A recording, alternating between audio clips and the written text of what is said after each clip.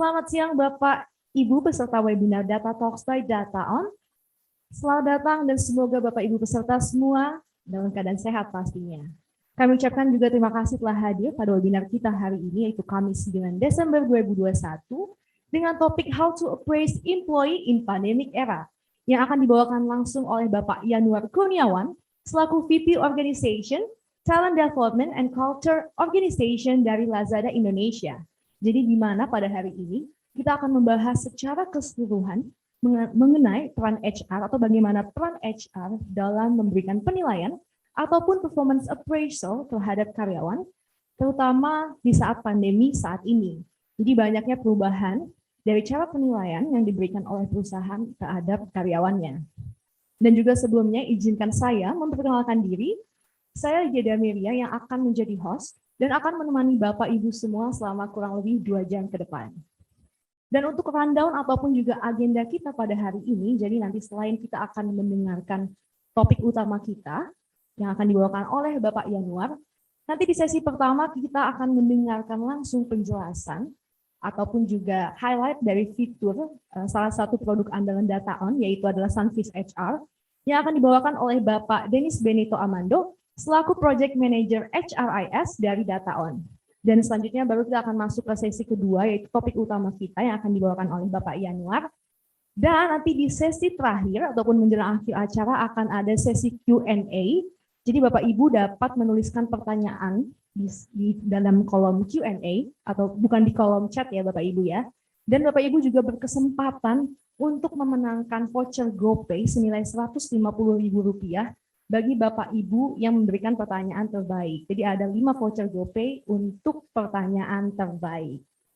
Dan juga saya ingatkan lagi, nanti kami akan memberikan certificate menjelang akhir acara ataupun setelah acara webinar kita hari ini, di mana Bapak Ibu dapat mengisi kuesioner ataupun juga form dengan cara scan barcode yang akan kami share nantinya menjelang akhir acara. Jadi Bapak Ibu dapat mengisi nama lengkap, yaitu nama depan dan juga nama belakang secara jelas. Jika Bapak Ibu tidak memiliki nama belakang, tidak usah diisi saja, tidak masalah. Dan jika Bapak Ibu ingin mengetahui informasi lain tentang Data On, jangan lupa untuk follow sosial media kita, dan juga kunjungi website kami di www.dataan.com. Dan mungkin dari Bapak Ibu semua peserta webinar pada hari ini, banyak yang belum mengetahui mengenai apa sih sebenarnya Data On itu. Jadi di sini saya akan menginfokan secara sekilas apa sih itu sebenarnya Data On ataupun PT Indodev Niaga Internet. Jadi Data On sendiri adalah perusahaan software yang menawarkan, saya akan share presentasinya terlebih dahulu.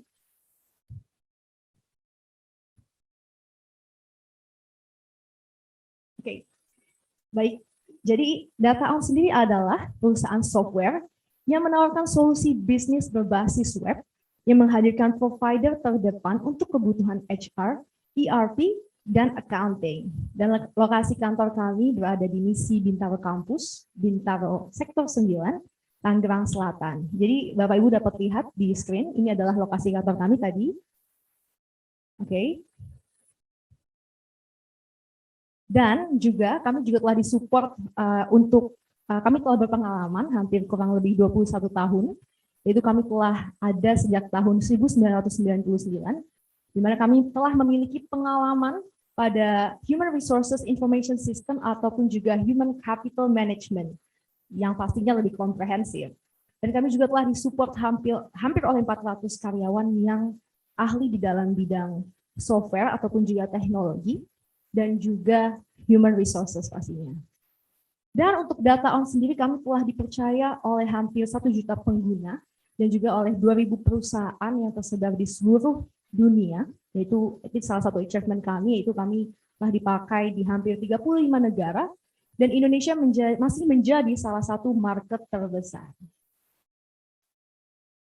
Dan kalau kita berbicara kepada produk Sunfish HR, jadi memang produk Sunfish HR sendiri, kami tidak hanya fokus dalam sisi administratif. Oke, boleh presentasi berikutnya. Kami tidak hanya di sisi administratif saja, tapi kami juga bermain pada area strategik dengan menyediakan tools yang dapat membantu Bapak Ibu praktisi HR di luar sana, mulai dari sisi pengembangan karyawan, rekrutmen hingga penilaian terhadap performa ataupun juga kinerja karyawan. Jadi Service HR menghadirkan fungsi-fungsi yang lebih strategik seperti ada performance appraisal, talent management, dan juga tools-tools lainnya untuk membantu pemenuhan tugas-tugas HRD. Dan juga sedikit tambahan bahwa Service HR sudah bersertifikasi ISO 9001 tahun 2015, yaitu untuk Quality Management System yang diaudit secara berkala, dan juga kita telah memiliki sertifikasi untuk ISO ataupun IEC 27001 tahun 2013 untuk Information System yang juga telah diaudit secara berkala oleh Lights Register Quality Assurance.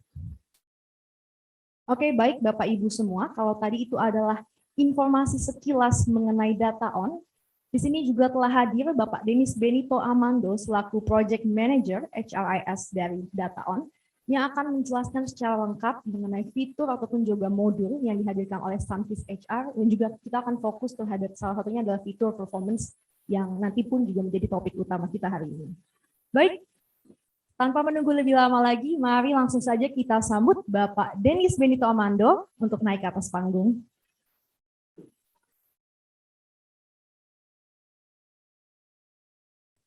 Ya, halo, selamat siang Bapak Denis. Iya, siap. Oke, baik Bapak Denis, silakan saja langsung mulai sharing. Ya, selamat siang Bapak Ibu sekalian. Ya, hari ini kita akan coba share ya salah satu aplikasi yang kita punya, namanya Sunfish HR, dan khususnya topik pada hari ini ya, kita akan membahas tantangan terbesar dari performance reviews di pandemic era hari ini. Oke, yang pertama saya akan coba memberikan gambaran singkat ya terkait aplikasi yang kita punya. Yang pertama adalah multi-platform. Jadi aplikasi ini kita desain sudah support untuk dibuka dalam mode laptop ataupun dalam handphone pastinya. Dan aplikasi ini memang kita desain sehingga memudahkan ya untuk klien yang akan baru memakai aplikasi ini, sehingga tidak perlu install lagi di dalam PC atau laptop masing-masing. Dan aplikasi ini juga sudah kita support dalam dua model. Yang pertama cloud business yang sifatnya modelnya sewa ya atau jasa, dan yang lebih konvensional juga tetap kita sediakan dengan nama on-premise. Jadinya biasanya kalau on-premise ini adalah aplikasinya akan diinstal di server masing-masing klien ya, tempat Bapak Ibu. Nah, on-premise dan cloud ini tidak ada perbedaan dari segi produk, semua servisnya sama, perbedaannya hanya dari segi biayanya saja.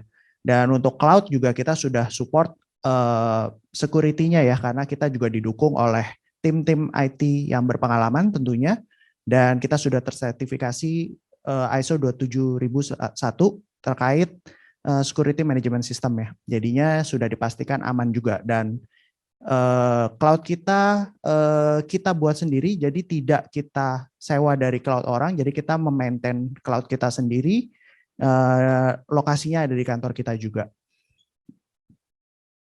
Dan yang berikutnya kita juga sudah mengadopsi fungsi agile, dan ini artinya aplikasi kita walaupun tadi sudah diperlihatkan beberapa modul-modul yang kita punya ya, kayak dari HR mungkin ada modul employee-nya, mungkin ada modul attendance, ada modul payroll, ada modul reimbursement, sampai ke performance, training, dan rekrutmen.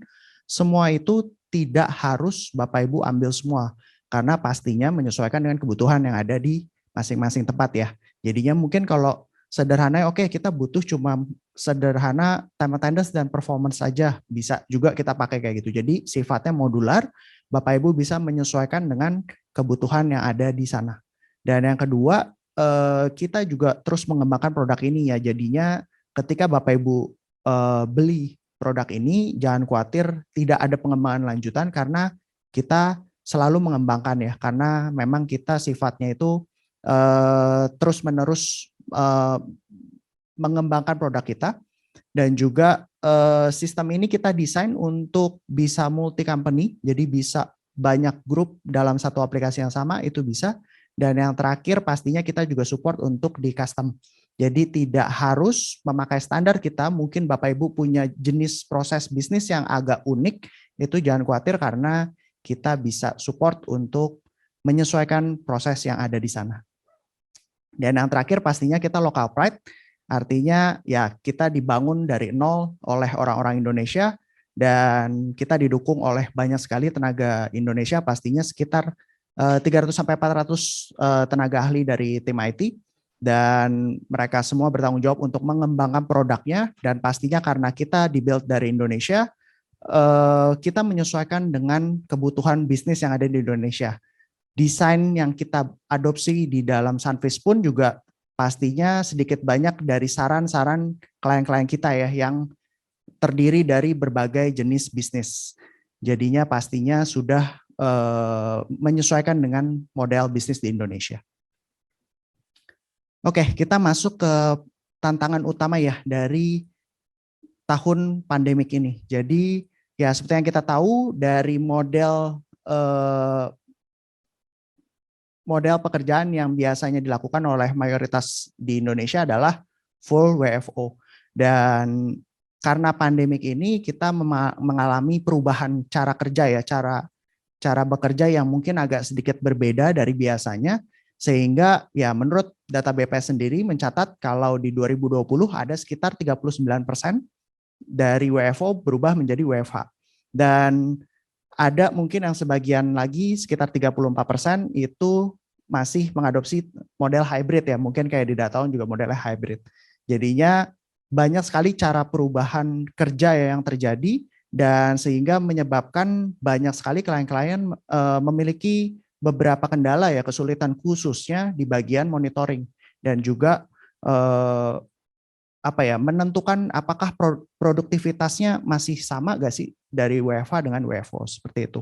Dan ini yang salah satu yang kita mau share adalah solusi yang kita punya terkait permasalahan tadi, yaitu solusinya adalah Sunfish pastinya.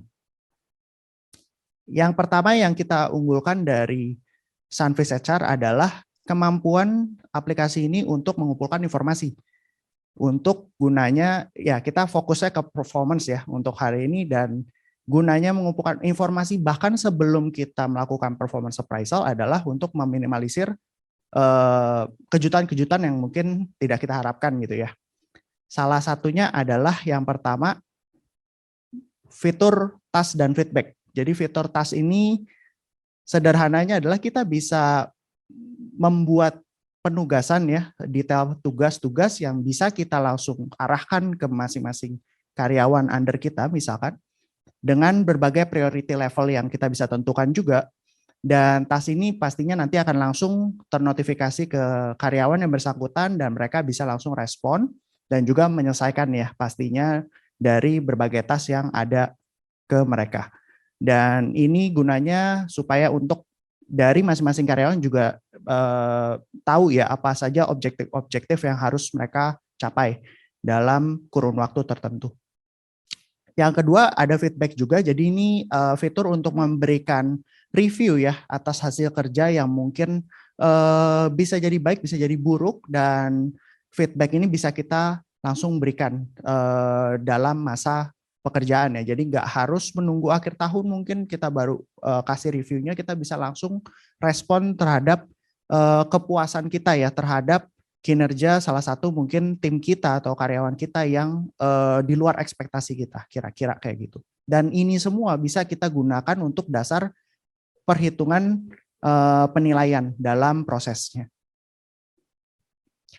Yang kedua, ini tidak kalah menarik dan cukup unik ya. Kita punya yang namanya fitur activity recording. Activity recording ini sedikit banyak agak berbeda ya dengan absensi. Kalau absensi mungkin Bapak Ibu tahu pastinya yang akan diambil paling pagi dan paling malam ya, sederhananya seperti itu. Jadi sehari mungkin sekitar hanya 2 record aja. Tapi kalau activity recording ini kita gambaran adalah dalam 8 jam kita bekerja, apa saja sih yang kita lakukan dan progresnya sudah sejauh mana gitu ya. Jadi kalau misalkan kayak tim marketing ini dicontoh di gambar, mungkin kita melakukan meeting atau outlet visit gitu ya, misalkan untuk contoh yang retail, nah bisa sampai di tempatnya atau setelah selesai meeting atau bahkan baru mau mulai meeting kita bisa selfie dulu atau mungkin foto dari kamera belakang gitu ya. Kalau kita mengerjakan dokumen tertentu, kita tinggal klik aja foto gitu. Dan next-nya akan diminta untuk kita pilih ya tasnya. Nah, dan ini terkait juga dengan pilihan tas yang tadi. Jadinya tas ini penugasan-penugasan yang memang ditugaskan untuk kita dari atasan, ini kita bisa pilih opsi-opsi tersebut. Jadi kita penyelesaiannya juga ada bukti dokumentasinya yang jelas. Dan setelah kita komplit dari tasnya, pastinya akan dikonfirmasi ya lokasinya, melakukan tas itu ada di mana, terdetek dari GPS juga, dan pastinya yang terakhir secara real time, atasannya juga bisa langsung keep track ya dengan progres dari yang dilakukan oleh timnya sendiri. Kira-kira activity recording ini salah satu juga yang cukup populer ya digunakan di era pandemik ini untuk membantu kontrol dan monitoring dari pekerjaan masing-masing tim membernya. Yang berikutnya kita juga ada monitoring untuk periodically dari KPI. Jadi ini lebih ke performance, jadi udah objek-objeknya ya dari KPI-nya. Dan ini bisa kita lakukan periodically. Jadi biasanya sih mungkin kayak setiap bulan kita lakukan. Nah, gunanya adalah supaya ketika kita melihat ada sedikit mungkin penurunan kinerja dari yang sebelumnya, kita bisa langsung keep track ya dengan orang atau karyawan yang bersangkutan. Karena ya yang namanya pandemi ketika kita bekerja dalam situasi WFH, ada seringkali beberapa kendala ya yang mungkin sifatnya tidak tetap. Jadi sifatnya temporary aja, sementara aja, dan itu mungkin kita bisa langsung identifikasi dari monitoring ini. Jadinya kita bisa lihat apakah memang ini sifat kendala-kendala yang berkelanjutan atau hanya temporary aja. Dan itu bisa kita siasati dari monitoring ini secara objektif.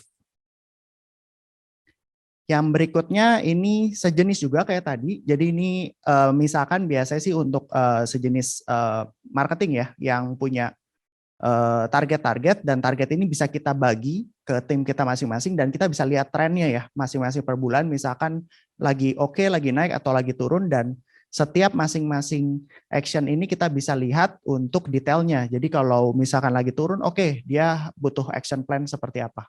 Kira-kira seperti itu. Jadi bisa dilihat ya secara objektif juga pastinya dari bagian sini.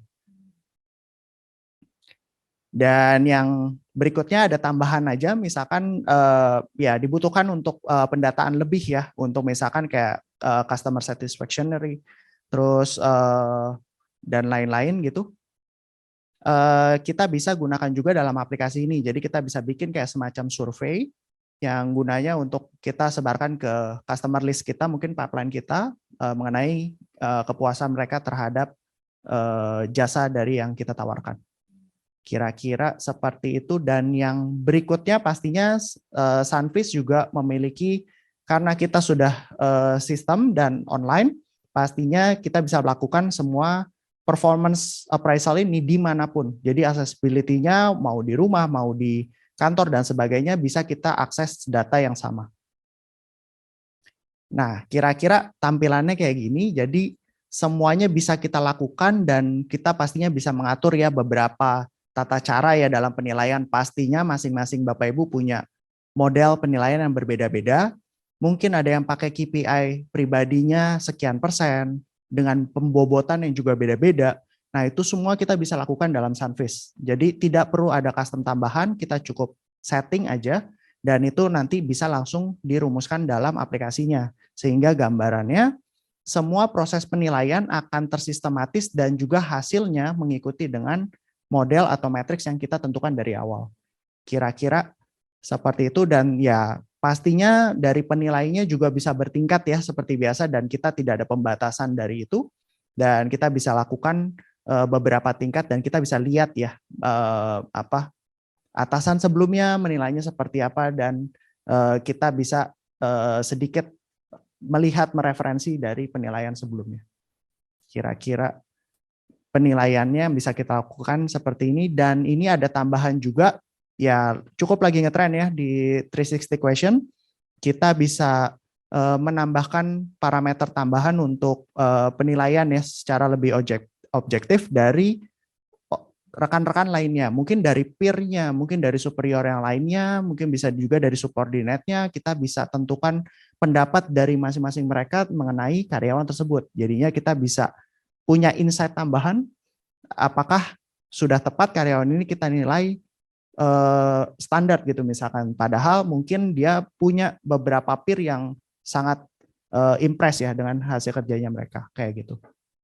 Dan ini juga bisa kita lakukan melalui handphone juga ya pastinya.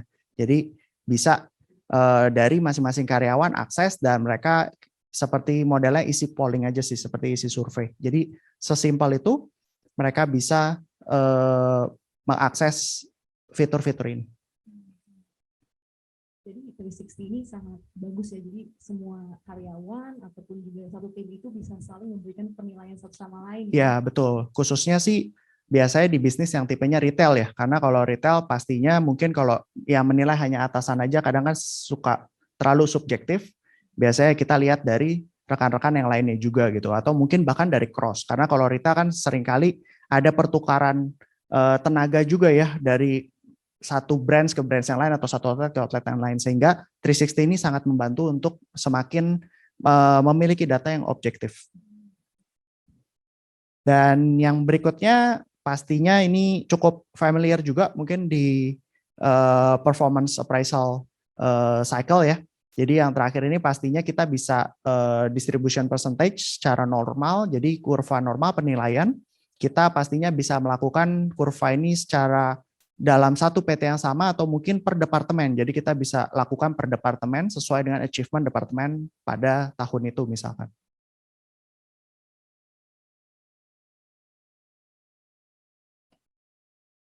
Dan yang berikutnya pastinya kita memiliki kemampuan untuk peningkatan terus-menerus ya. Jadi peningkatan berkelanjutan dari karyawannya. Yang pertama, kita punya strategic plan yang disebut training plan. Jadi ini biasanya sih untuk karyawan-karyawan yang mungkin secara kompetensi kurang dinilai baik ya saat itu. Jadi kalau kita klik yang kompetensi gap ini, nanti akan muncul tampilan seperti ini gambarannya, dan ini sistem secara otomatis akan mensarankan dari karyawan ini supaya ikutan training jenis-jenis tertentu ini.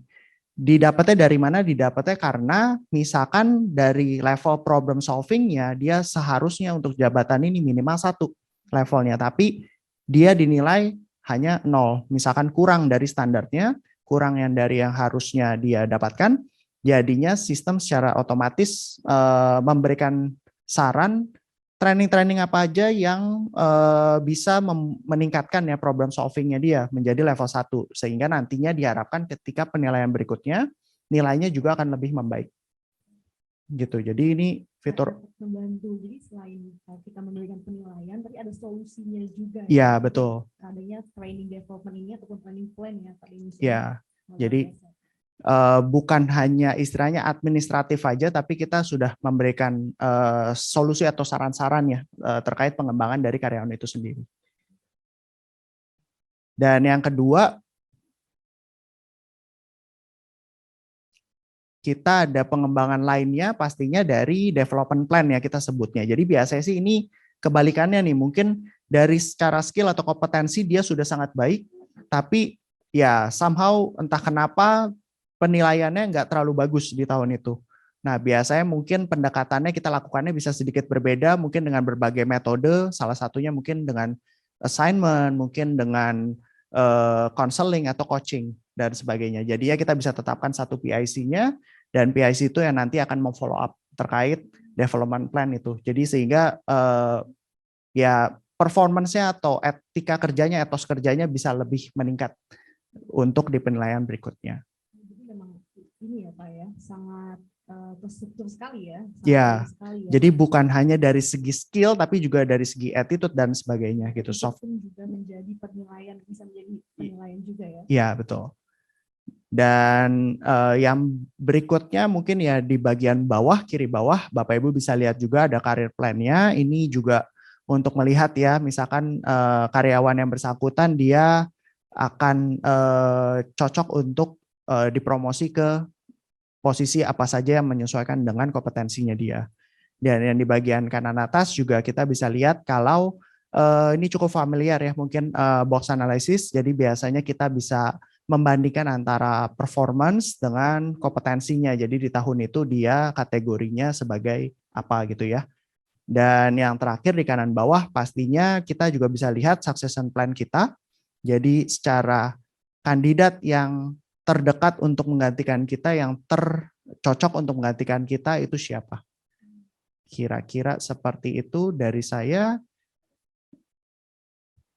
Baik. Ya, Oke, terima kasih terima Pak kasih. Denis. Ini sangat membantu sekali. Karena tadi Pak Denis sudah secara detail menjelaskan mengenai salah satu fitur dari Sunfish ya, yaitu adalah mengenai performance, di mana tadi dihadirkan juga ada time record ataupun juga jadi kita dapat memberikan penilaian dari mana saja ya Pak ya. Dan juga tadi adanya 360, di mana juga ini salah satu modul yang dihadirkan oleh Sunfish HR, di mana seluruh karyawan, tidak hanya atasan saja yang dapat memberikan penilaian terhadap bawahannya, tapi juga seluruh tim ya Pak ya. Dan tadi juga ada juga fitur pengembangan ataupun training plan, di mana solusi untuk karyawan yang mungkin dia harus mengembangkan di skill-skill tertentu ya Pak ya. Jadi sudah bisa dapat HR ataupun juga perusahaan dapat memberikan training khusus bagi karyawannya yang mungkin untuk meningkatkan performanya ataupun kinerjanya lagi.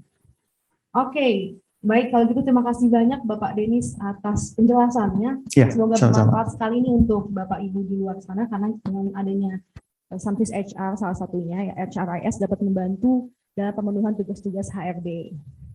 Oke, baik selanjutnya kita akan masuk ke sesi kedua, tapi sebelumnya jika Bapak Ibu semuanya memiliki pertanyaan kepada Bapak Denis, saya infokan lagi jangan lupa untuk menuliskan pertanyaannya di kolom Q&A, bukan di kolom chat. Jadi nanti akan kami jawab secara langsung di menjelang akhir acara, dan juga saya infokan bahwa Bapak Ibu bisa mendapatkan voucher GoPay senilai Rp150.000 bagi Bapak Ibu dengan pertanyaan terbaik. Jadi ada 5 voucher GoPay senilai Rp150.000. Baik, Bapak Ibu semua, kita akan masuk ke sesi utama kita pada hari ini, yaitu How to Appraise Employee in Pandemic Era. Namun sebelum kita masuk, saya akan membacakan CV ataupun juga informasi sekilas mengenai pembicara kita pada hari ini, yaitu Bapak Yanuar Kurniawan. Jadi Bapak Yanuar Kurniawan ini adalah ataupun saat ini menjabat sebagai VP Organization, Talent Development and Organization Culture dari Lazada Indonesia. Jadi Bapak Yanuar bertanggung jawab pada pilar utama seperti Talent Development, Organization Development, Learning and Development, dan juga Organization Culture. Dan Pak Yanuar juga pernah menjabat sebagai Associate Principal di Korn Ferry Indonesia dan bertanggung jawab dalam banyak proyek seperti Organization Effectiveness, Strategic HR Organization, dan juga Leadership Development. Selain itu, Pak Yanuar pernah memiliki pengalaman di Mitsubishi Fuso Daimler AG Tokyo untuk memanage karyawan dari seluruh level, dan salah satunya juga performance management, dan juga program leadership untuk training di German headquarters. Dan untuk pendidikan, Pak Yanuar merupakan lulusan dari Gajah Mada University Indonesia, yaitu sebagai Bachelor of Economy dengan jurusan Accounting yang lulus pada tahun 2011, dan juga lulus pada tahun 2010 sebagai Bachelor of Commerce untuk jurusan Accounting dan Finance di University of Melbourne, Australia, dan juga lulus pada tahun 2016 sebagai Master of Business Administration dengan jurusan Finance, Strategy, and Entrepreneurships dari Globis University, Japan. Baik, seperti yang sudah saya jelaskan di awal, jadi di sini Bapak Yanuar Kurniawan akan men-sharing mengenai topik utama kita pada hari ini, yaitu How to Appraise Employee in Pandemic Era. Dan tanpa menunggu lebih lama lagi, baik langsung saja kita panggil Bapak Yanuar. Tapi saya infokan lagi Bapak Ibu, jika ada pertanyaan, jangan lupa untuk langsung menuliskan di kolom Q&A tadi kepada Bapak Denis, karena nanti akan ada hadiah senilai Rp150.000 untuk 5 orang pemenang. Dan juga Bapak Ibu jangan lupa nanti kita akan mengirimkan sertifikat menjelang akhir acara, di mana kita akan men-share barcode, di mana Bapak Ibu dapat men-scan barcode tersebut untuk mengisi form dan kuesioner yang nantinya akan kami kirimkan sertifikat. Oke, baik. Tanpa menunggu lebih lama lagi, di sini sudah hadir Bapak Yanuar Kurniawan. Halo, selamat siang Bapak Yanuar.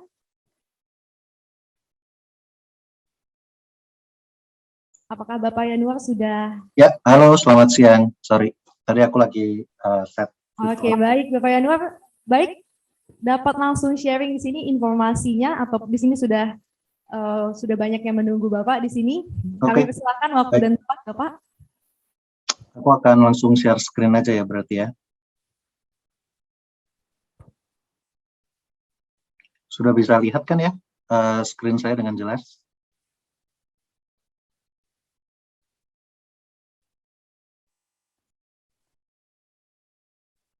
Cek, halo? Udah aman? Sorry, saya sambil. Oke, sudah ya jelas. Oke, good. Tadi sudah sedikit penjelasan dengan saya background-nya, jadi saya nggak akan mengulangin lagi. Sekarang saya mau tanya nih, karena banyak sekali peserta teman-teman dari praktisi HR juga di sini yang hadir. Nah, mungkin bisa saling sharing. Sebetulnya kalau kita berbicara tentang bagaimana kita appraise employee gitu kan, bagaimana kita mengelola performance, apa yang ingin teman-teman sekalian ketahui nih, Bapak Ibu ingin ketahui di sesi siang hari ini. Supaya nanti saya juga bisa pastikan pada saat saya go through materinya, nanti bisa juga nih meng-capture apa ekspektasinya nih. Nah, ini udah banyak orang juga, silahkan bisa langsung tulis di kolom chat saja kalau ada spesifik ekspektasi yang ingin diketahui terkait dengan topik di siang hari ini. Silahkan. Ada yang mau sharing? Bisa tulis di kolom chat.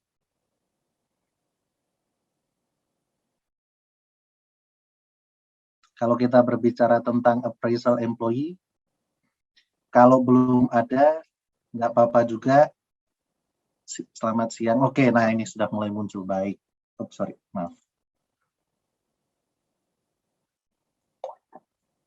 Jadi beberapa pertanyaan cara yang tepat mengembangkan kemampuan dan kinerja karyawan, bagaimana mengaitkan OKR dengan performance review, bagaimana memisahkan performance dengan salary increment, appraisal employee termasuk hasil dari good leader atau bukan, oke, apa yang bisa dilakukan meningkatkan kinerja karyawan di masa pandemik, menilai efektivitas kinerja karyawan melalui WFH, mempertahankan karyawan, cara menghitung nilainya, oke, dan apa saja yang dinilai. Nah, ini apakah dibedakan dari jenis jabatan dan job desk? Bagaimana cara appraisal tanpa tatap muka? Ya, biasanya suka agak sentimen. Oke. Cara mengukur produktivitas kinerja selama pandemi.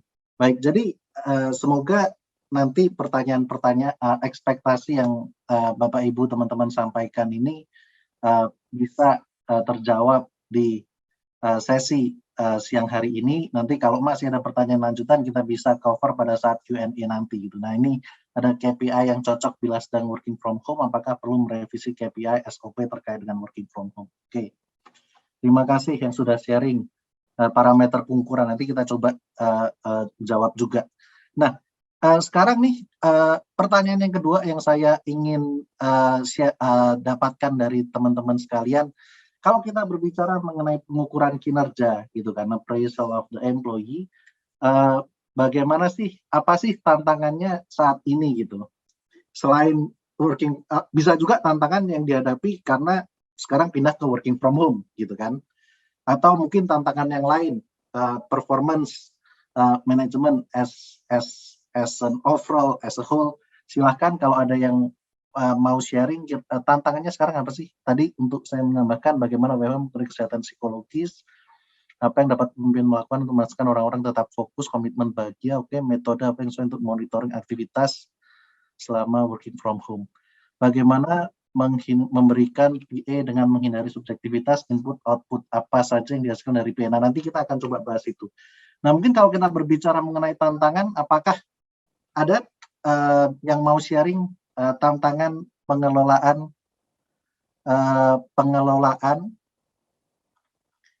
tantangan pengelolaan performance management, oke.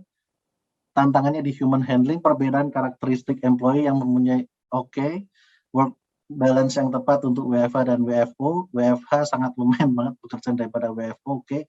Building commitment dari employee. Baik, nah nanti kita akan coba bahas satu-satu. Saya ingin tantangannya produktivitas versus digitalization, oke. Baik. Nah, sekarang saya ingin membahas dulu mengenai kalau kita berbicara tentang pengelolaan kinerja ini. Jadi kalau di title yang ada gitu kan, how to appraise employee in pandemic era, menurut saya itu hanyalah satu bagian dari pengelolaan kinerja secara keseluruhan. Jadi Bapak dan Ibu sekalian, kalau kita berbicara mengenai pengelolaan kinerja, ini kurang lebih semua stepnya nih. Mulai dari bagaimana kita mempunyai performance management system. Bagaimana kemudian kita itu setting the KPI, setting goals-nya dulu kan di awal. Nah, kalau kita sudah ada KPI-nya, bagaimana kemudian kita melakukan monitoringnya. Nah, monitoring itu dari mana? Itu melalui coaching, melalui development, melalui kemudian mid-year check-in, gitu kan. Nah, kalau antara monitoring dengan appraisal ini memang ada irisannya kalau kita berbicara mengenai mid-year check-in kan. Nah, kemudian yang terakhir kalau kita bicara appraisal, nah ada nih, ada yang 2 kali setahun, makanya ada mid-year check-in dan annual performance appraisal. Ada yang cuma misalnya mungkin 1 kali setahun, atau bahkan ada yang mungkin lebih frequent lagi, tiap 3 bulanan. Nah, ini akan kemudian kita lihat juga. Nah, setelah kita melakukan appraisal, pastinya fase terakhirnya adalah terkait dengan rewarding performance. Nah, tadi kan juga ada yang tanya nih, bagaimana antara hubungannya antara penilaian KPI dengan kemudian performance-nya nih. Bagaimana kita mereward orang-orangnya, gitu kan? Apakah ini berdampaknya pada salary increment? Apakah berdampaknya pada bonus? Nah, nanti akan coba kita bahas. Sekaligus saya juga bisa sharing kalau berdasarkan pengalaman saya, kira-kira apa aja sih yang bisa kita lakukan untuk mengaitkan dua hal ini, gitu. Oke, ini saya sambil jawab. Oke, rendah posisi bagaimana penilaian KPI untuk karyawan. Oke. Nah, ini kalau kita lihat ya, mengenai performance management system, nah, ini adalah framework yang dulu juga saya pelajari sewaktu saya masih di konsultan. Kenapa kemudian saya merasa ini sangat menarik? Karena kalau teman-teman Bapak dan Ibu lihat, kalau kita berbicara mengenai pengelolaan kinerja itu sebenarnya ada 2. Jadi Bapak dan Ibu bisa lihat yang di bagian atas yang warna hitam dan warna abu-abu itu accounting for performance. Jadi bagaimana itu kita memberikan outputnya, gitu kan. Kalau yang di bawah itu managing for performance, bagaimana kita mengelola performance. Nah, jadi Bapak dan Ibu sekalian, kalau kita berbicara mengenai performance management, masih banyak sekali persepsi bahwa performance management itu adalah bagaimana kita menyusun KPI dan bagaimana kita melakukan appraisal, ya kan, penilaian di akhir tahun. Tetapi banyak sebetulnya yang melupakan step terkait dengan managing for performance ini. Bagaimana bahwa one-on-one discussion, bagaimana coaching session, mentoring session itu sebetulnya membantu dan berperan besar terhadap pengelolaan kinerja. Nah, nanti akan kita bahas. Nah, kalau kita berbicara mulai dari yang accounting for performance dulu, memang itu harus diawali dari organization strategic goal yang besar, gitu kan. Kemudian ini harus di-cascade down ke bawah. Jadi dari organization strategic goal turun ke division atau department goal, baru turun ke individual goals. Nah, tadi kalau ada yang ditanya kan, apa sih sebetulnya yang diukur, gitu kan? Nah, yang diukur itu ada 2 hal, ya kan? Yang diukur itu ada 2 hal. Yang pertama itu adalah terkait dengan outputnya, key performance indicator. Jadi KPI for individual job yang align dengan department goals-nya. Itu yang pertama. Yang kedua yang diukur adalah tentang how-nya, tentang prosesnya. Nah, tentang proses ini ada beberapa perusahaan kemudian melakukan competency assessment. Jadi ada competency dictionary, competency modeling, behavioralnya ini yang memastikan ini. Jadi prosesnya ini yang dinilai. Kalau di tempat saya yang sekarang misalnya yang kita nilai adalah values. Jadi kita ada 2 hal yang kita nilai pada saat performance appraisal. Satu terkait dengan KPI-nya, performance rating-nya, yang satu terkait dengan values rating-nya. Nah, di beberapa company melakukannya adalah competency assessment dan juga KPI assessment. Ini nanti akan kita bahas semua step-nya di sesi diskusi di siang hari ini. Nah, karena pertanyaannya juga banyak, nah nanti ini akan sangat menarik nih kelihatannya sesi diskusi di siang hari ini. Nah, yang pertama saya ingin mulai terkait dengan goal setting dulu.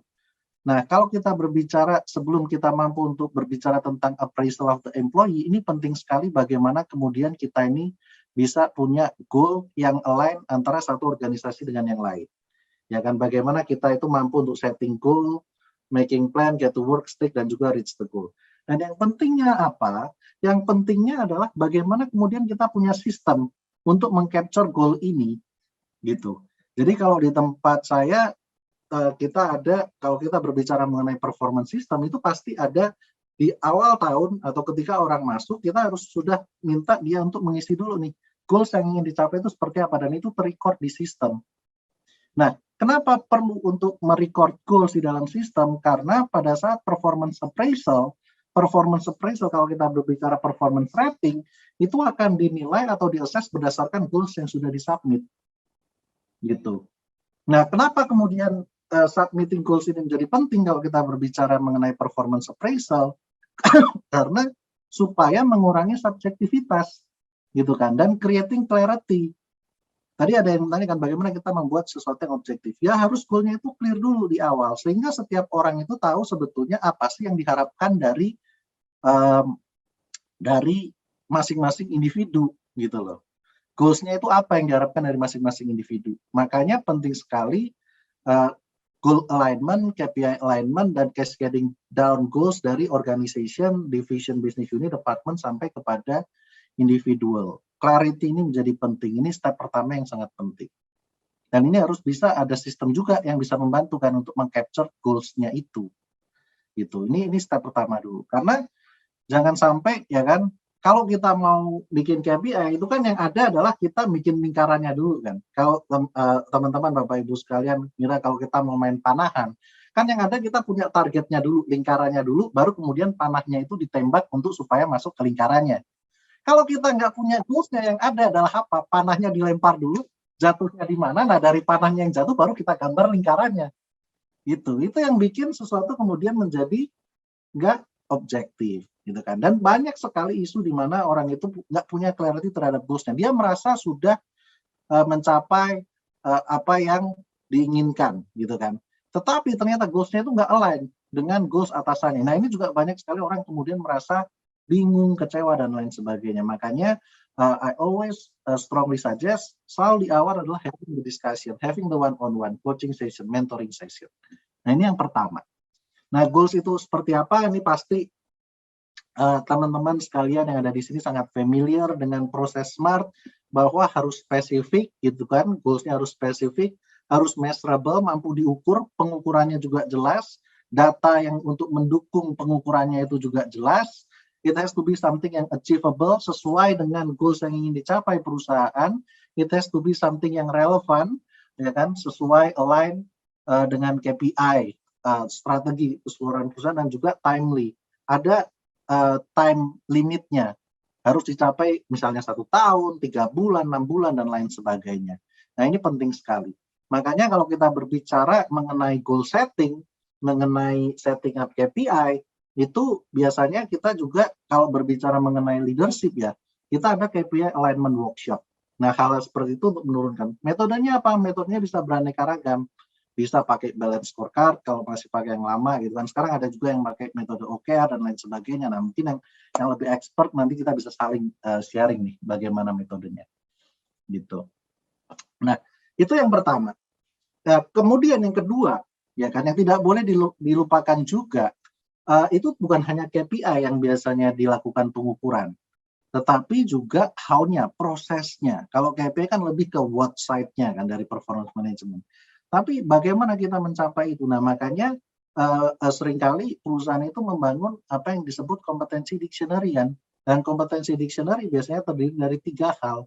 Mulai dari core kompetensi yang harus dimiliki, kemudian technical kompetensi, yang technical kompetensi ini mungkin very specific di masing-masing departemen atau function, dan juga yang paling atas leadership kompetensi, di mana leadership kompetensi ini akan relevan untuk posisi people manager and above. Biasanya untuk posisi individual contributor ini nggak ada nih pengukuran terkait dengan leadership kompetensi.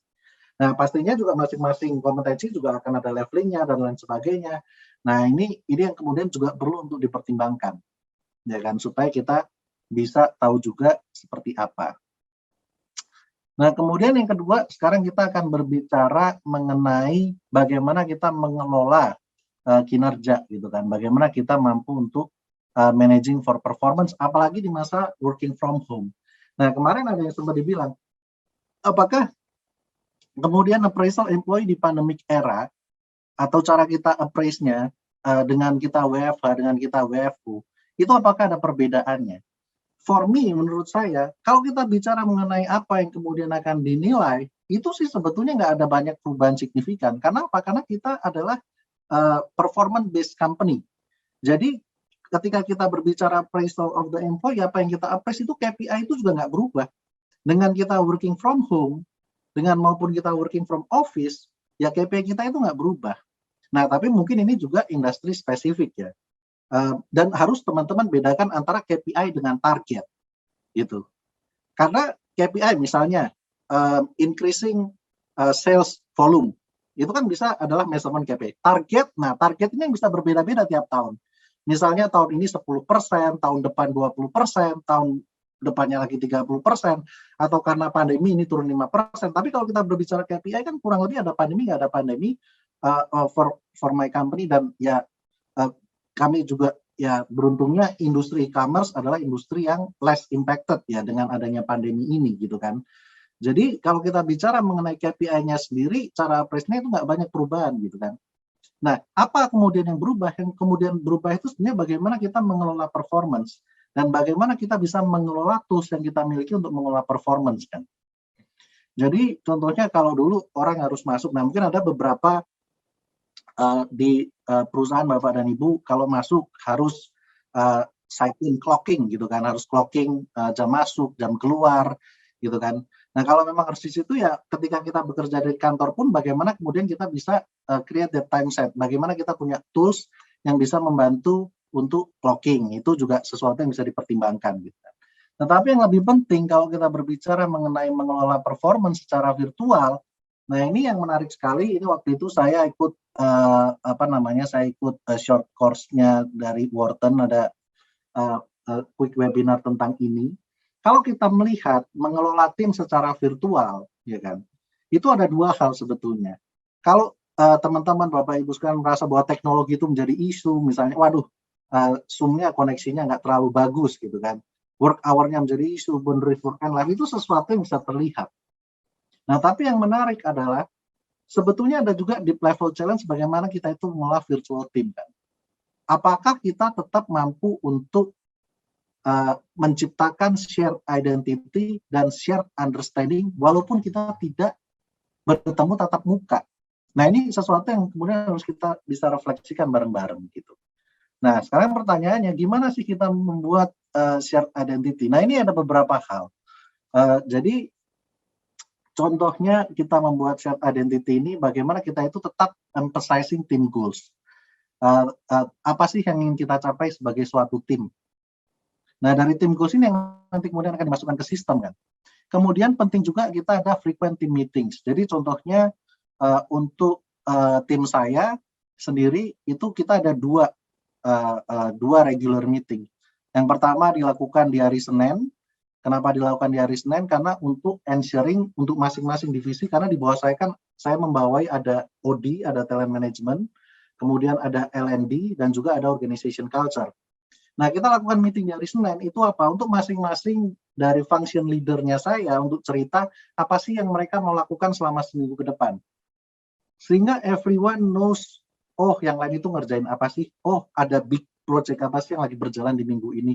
Oh bagaimana sih project apa yang perlu kita sama-sama saling bantu? Karena my team is not a big team gitu kan. Jadi kita saling bantu, kita nggak ada silo supaya bisa achieving a lot of projects dengan tim yang terbatas. Nah, tim meeting yang kedua saya lakukan biasanya di hari Jumat. Kenapa di hari Jumat? Karena sebagai bahan refleksi. Jadi refleksi selama seminggu what we did well dan juga what we can improve. Nah, sekali lagi kembali kepada appraisal of the performance kan. Jadi Bapak Ibu supaya ingat bahwa pengelolaan kinerja ini bukan sesuatu yang berlangsung selama 6 bulan sekali, bukan sesuatu yang berlangsung selama 1 tahun sekali. Tapi kalau kita berbicara mengenai pengelolaan kinerja, it has to be something yang berlangsung sebetulnya day-to-day basis kan. Atau paling tidak ya, makanya saya mengatakan on the weekly basis, kita ada alignment terhadap goals atau kerjaan yang ingin kita capai selama 1 minggu ke depan, dan di akhir minggu kita ada refleksi. Dan sama juga di akhir minggu itu ada yang kita sebut weekly report. Basically masing-masing perlu submit summarize apa sih yang dilakukan selama 1 minggu ini, gitu. Nah, makanya penting juga kan mempunyai online tools yang bisa membantu untuk merecap ini. Tadi kalau ada yang ditanya, gimana sih kita bisa melakukan pengolahan kinerja selama working from home? Ya, hal-hal seperti ini mungkin bisa sebagai bahan consideration. Terutama perusahaan-perusahaan yang output driven gitu kan. Karena ketika ada weekly report misalnya, kemudian kita bisa tahu selama seminggu ini, oh output apa sih yang dihasilkan gitu. Tanpa kita bertemu tatap muka gitu kan. Jadi penting sekali. Nah, ini hal-hal yang lain sebetulnya untuk shared identity. Untuk team meeting saya selalu push my team itu untuk supaya videonya on. Gitu. Sometimes we make a fun session juga. Kalau kita pakai Zoom, kita pakai tematik. Misalnya temanya adalah taman bermain tuh. Jadi kita feel free semua pakai backdropnya itu.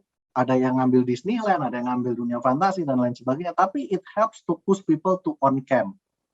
Nah, jadi hal-hal seperti itu, creativity seperti itu yang bisa kita lakukan untuk push people untuk on cam juga, gitu kan.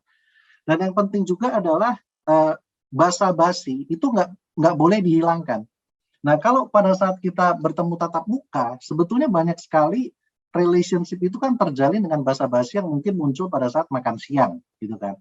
Atau pada saat tea break dan lain sebagainya, ketemu di kitchen, saling cerita, ngobrol. Nah, pada saat kita working from home, I think this is something yang kita nggak boleh lupakan juga. Makanya ada di situ build unstructured time to chat. Misalnya kita chat tanya, apakah semuanya oke? Is anything alright? Ada hal-hal yang bisa saya bantu atau enggak? Jadi as a leader, kalau dalam perspektif leader, kita juga harus tahu kondisi dari tim member kita. Apakah kemudian ada yang stres atau enggak, ada yang punya isu atau enggak, ada yang harus disupport atau enggak, dan kita harus reach out juga ke mereka. Gitu. Dan penting juga, nah ini yang another things yang penting, share dan celebrate success, gitu kan. Jadi walaupun kita nggak bisa bertemu tatap muka, it's not a reason untuk kita nggak bisa celebrate success. Ya bisa macam-macam. Kalau saya misalnya kalau ada tim saya yang birthday, dan biasa saya akan kirim kue, dan biasa di tim meeting itu kita saling foto, kita saling nyanyi happy birthday, saling ngasih wishes. Nah ini hal-hal kecil untuk bagaimana kita bisa create the identity. Nah, apa hubungannya relevansinya dengan appraisal employee? Sekali lagi, tadi ada yang bilang bahwa gimana sih cara kita membangun tim komitmen pada saat working from home? This actually the way to do it, gitu loh. Jadi teman-teman sekalian, para bapak ibu, kalau kita berbicara mengenai pengelolaan tim, mengenai good leader, dari hasil refleksi saya selama 10 tahun lebih as a professional sampai sekarang berada di posisi as a VP head, a good leader doesn't have to do a big things gitu loh. Tapi justru as a good leader, gimana sih orang itu bisa jadi good leader? It's actually do a lot of small things, tetapi do it on a consistent basis gitu. Jadi caring about the team member, misalnya celebrating birthday harus konsisten, semua timnya birthday harus konsisten kita celebrate. Kemudian having the meeting harus konsisten having the meeting. Kemudian caring about the team, ya banyak hal-hal kecil. Nah itu sekali lagi bagaimana kemudian kita mengolah kinerja gitu kan. Sama kalau makanya shared understanding ya harus ada regular team meeting. Kemudian kita juga harus pay attention kan yang ada di video itu. Kalau kita melihat, kok orang ini kok mukanya rada sedih, ada apa ya? And then kita chat gitu kan. Kita juga harus asking everyone input. Makanya jangan sampai kita udah ada meeting, Zoom meeting, kita sendiri yang ngomong. Tim kita nggak diberikan kesempatan ngomong. Ya jangan juga. We need to ask everyone input gitu. Jadi ini beberapa hal yang saya bisa sharing. Makanya penting sekali kalau ada HR tools juga yang bisa membantu untuk create shared identity dan shared understanding. Ini yang bisa membantu untuk kita mengelola tim secara virtual. Nah ini kembali ke pengelolaan tim.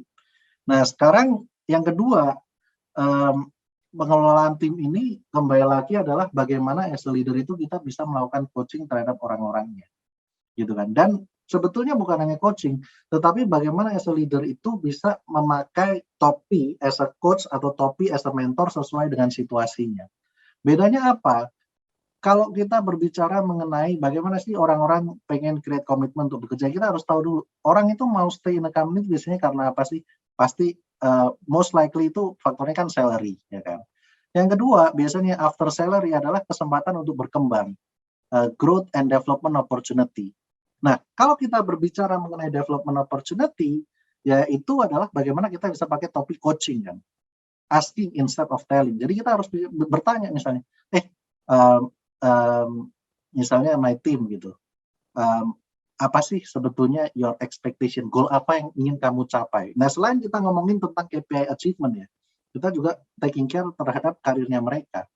Ya kan, asking instead of telling. Oh, kalau kamu mau misalnya, oh aku mau promosi nih tahun depan, gimana caranya? We as a leader juga harus membantu kan. Oh kalau mau promosi begini. But we need to ask gitu kan. Jadi dan sebaliknya, kalau ini terkait dengan teknis, ya kan, terkait dengan technical issues, ya kita harus bisa mentor karena kita punya experience di situ, kita punya technical knowledge di situ, kita punya technical wisdom. Ya kemudian kita bisa share experience. Oh, kalau kamu menghadapi isu seperti ini, kalau kita mau create talent management atau kita mau create competency dictionary, ini yang harus dilakukan begini. Ini koordinasi yang harus dilakukan. Jadi a good leader harus bisa balancing antara coaching dengan mentoring head. Nah ini masih kepada topik ke pengelolaan performance gitu. Again, saya ada cukup banyak slide terkait dengan coaching, terkait dengan mentor yang mungkin nggak umum pada saat berbicara tentang appraisal employee, karena sekali lagi for me this is a very important aspect about pengelolaan kinerja yang banyak orang justru skip karena merasa bahwa pengelolaan kinerja itu ya udah kita set goals, kita nilai gitu. Tapi the process of pengelolaannya ini yang seringkali dilupakan. Makanya penting sekali as a leader, sekali lagi great coaching session itu kombinasi antara powerful question dengan active listening. Ya kan, bagaimana kita bisa punya goals yang kita agreed, makanya effective coaching needs to be done in a regular basis, bukan pada saat semesterly, bukan pada saat annual formal performance appraisal.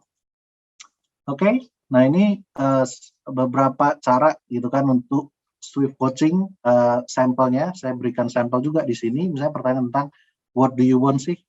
What can you do to achieve the required goal? Gitu kan? Is this what you want or something else? How will you feel once you achieve it? Sebenarnya pertanyaan-pertanyaan ini juga bisa dikombinasikan terkait dengan goals KPI perusahaan kan? Ya kan? What do you want? Apa yang ingin dicapai? Oh, kamu ada strategi perusahaan begini, departemen strategi begini. How are you able to achieve that? Apa yang bisa dilakukan untuk kamu untuk achieve itu? Gitu kan? How will you feel? How do you think you can achieve or progress with what you want now? What are the key point and takeaway? Jadi ini beberapa hal yang bisa dikonsider ketika kita melakukan pengelolaan. Nah, kalau tadi tentang pengelolaan kinerja, sekarang kita berbicara mengenai accounting for performance. Jadi kita berbicara mengenai appraisalnya itu sendiri, gitu kan? Nah, oke.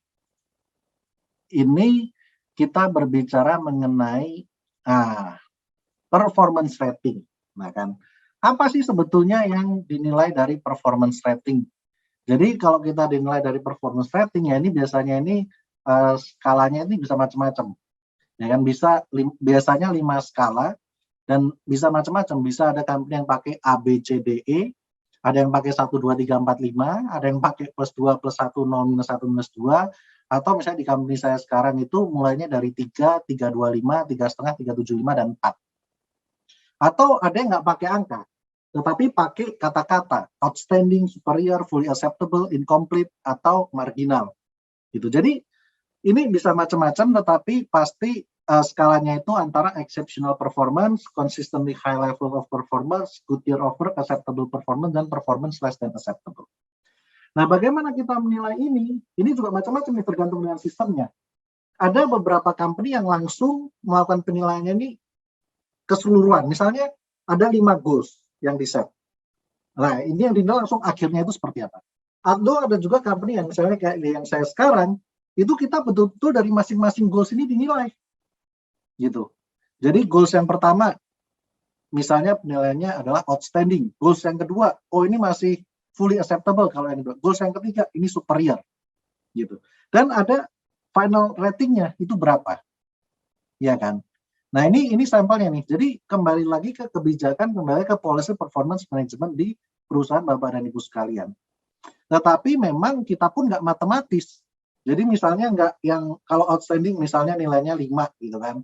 oh kalau yang biasa 3, oh kemudian average-nya udah kita average ini, enggak juga. Gitu. Karena kita masih ada human ininya juga, jadi nggak pure yang very matematik untuk dapat overall-nya. Tapi ya pasti itu harus make sense kan.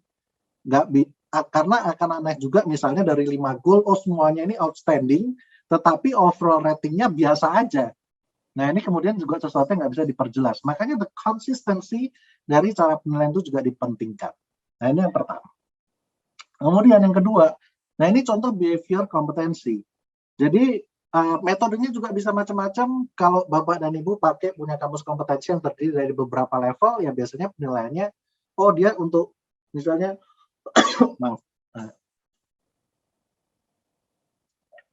misalnya untuk interactive communication. Nah dia ada di level yang mana nih? Nah kemudian biasanya kita juga set. Kalau tadi ada pertanyaan, apakah kemudian semua job itu mempunyai pengukuran yang sama? Ya sekali lagi, kalau dilihat ya pasti, kalau menurut saya pribadi ya pasti akan beda semua job. Kenapa? Karena as a manager pasti ekspektasinya itu akan lebih besar daripada analis. Contohnya kan seperti itu. Jadi as a manager they should have a bigger responsibility, a bigger things that need to be achieved daripada analis level. Begitu pula kalau kita berbicara behavioral rating. Biasanya semakin tinggi levelnya itu semakin tinggi level expectation-nya. Let's say contohnya senior manager itu ekspektasinya harus mencapai level 4. Kalau analis, oh level 2 saja. Dan ini contoh bagaimana kemudian kita bisa membedakan apa yang targetnya, KPI expectation-nya antar job level yang berbeda. Gitu. Oke. Nah, ini juga menarik. Nah, ini selain kita berbicara mengenai performance rating, biasanya ada juga yang namanya performance discussion. Ya kan, promotion discussion. Nah, ini tergantung juga apakah perusahaan Bapak dan Ibu ini promotion ini berdasarkan merit atau promotion berdasarkan kebijakan tersendiri gitu.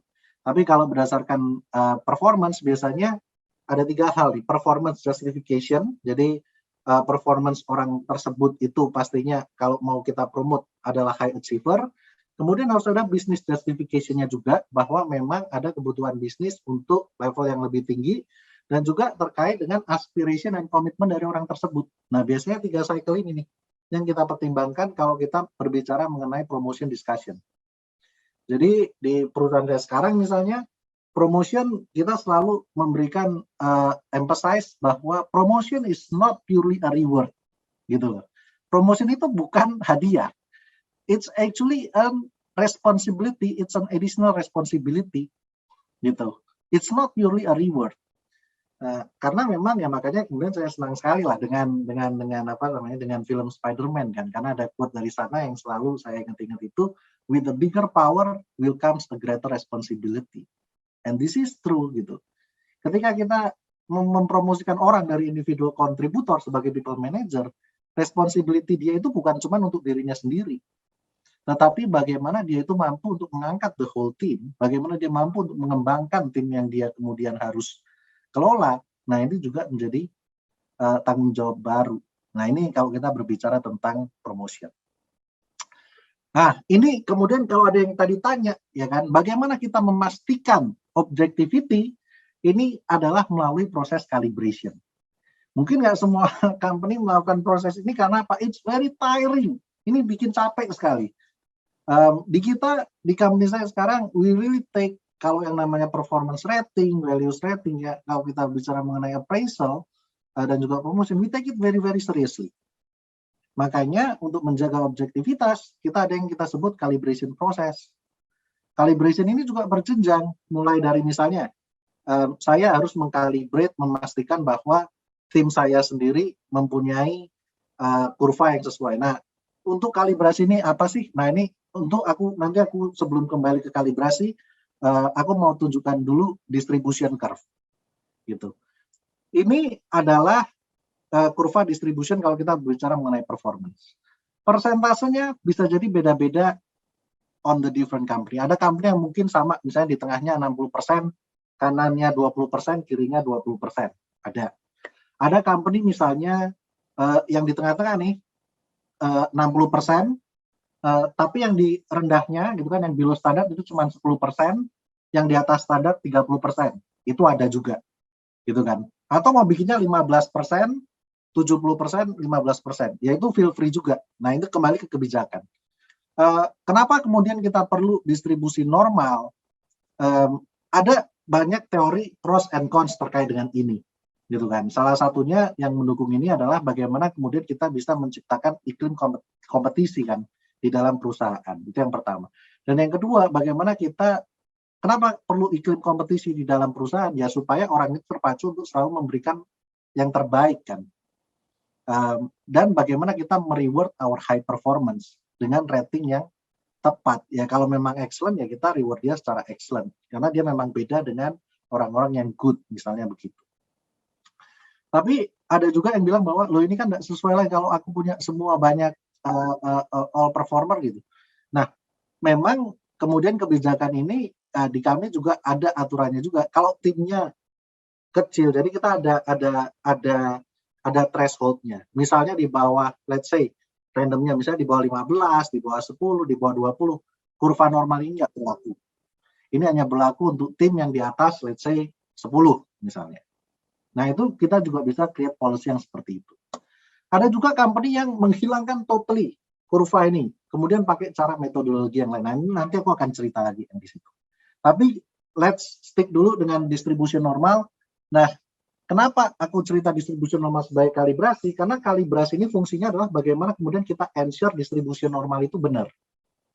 Gitu kan. Makanya dilakukannya berjenjang.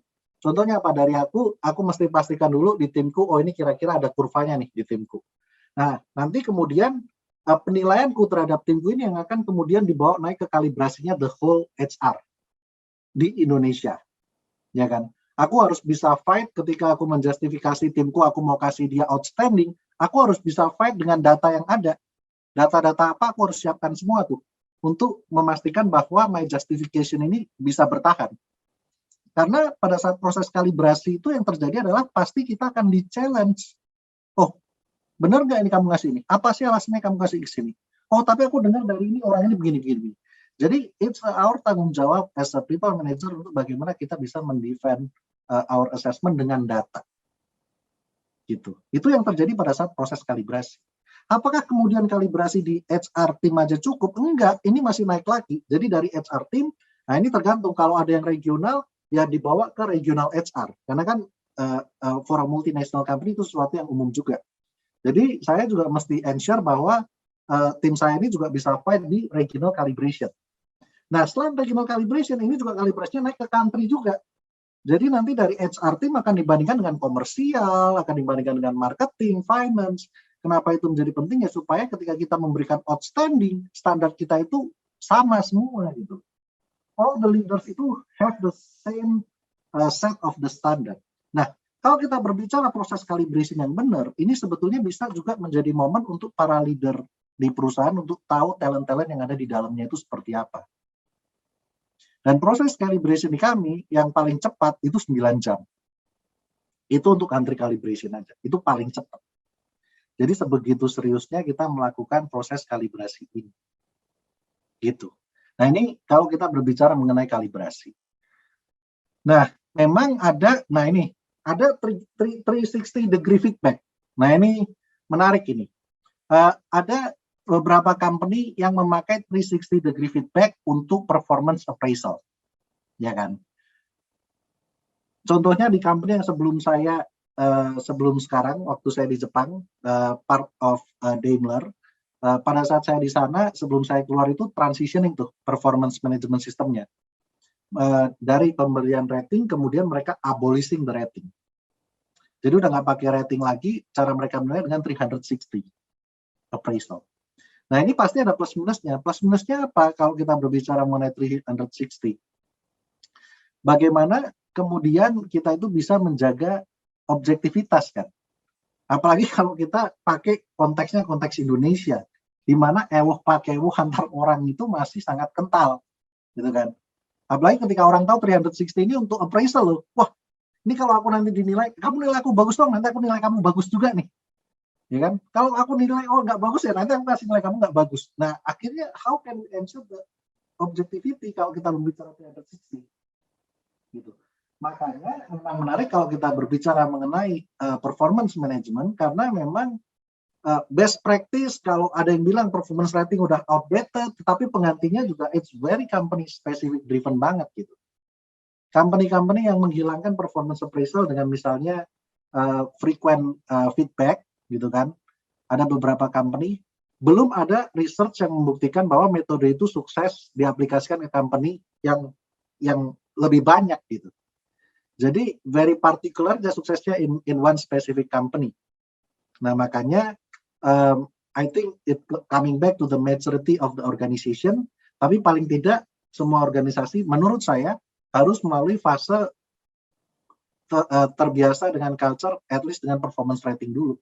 Nah setelah terbiasa dengan performance rating, kalau merasa bahwa sistem itu sudah outdated, sudah tidak bisa meng-cater perkembangan perusahaan, sudah tidak sesuai dengan talent yang dimiliki karena talentnya superstar semua misalnya, ya barulah sistem itu bisa diganti. But for me, I still do believe bahwa at least this is the foundational system kalau kita berbicara appraisal. Nah, kembali ke 360 degree feedback, makanya dengan pros dan cons-nya, ada perusahaan yang kemudian memakai 360 degree feedback, itu bukan untuk performance appraisal, tetapi betul-betul pure untuk development. Jadi komunikasi yang di-launch kepada karyawan-karyawan di perusahaan itu bilang bahwa this 360 it will not affect, ini tidak akan berpengaruh terhadap appraisal, terhadap salary increment dan lain sebagainya, dan ini pure untuk L&D. Kenapa ada yang mengkomunikasikan seperti itu? Supaya untuk menjaga objektivitas. Gitu. Nah jadi kalau Bapak dan Ibu, dan I think sudah banyak tools juga yang bisa membantu untuk 360 degree feedback. Sekali lagi, for me it's actually a good tools, karena di kami juga ada, kita melakukan apa yang kita sebut upward feedback dulu. Jadi sebelum transitioning ke 360 degree, kita pilotnya itu dengan 180 degree feedback dulu, dari bawahan ke atasan. Nantinya akan mau kita expand lagi, kita lakukan itu, tetapi kita lakukan lebih untuk development purpose.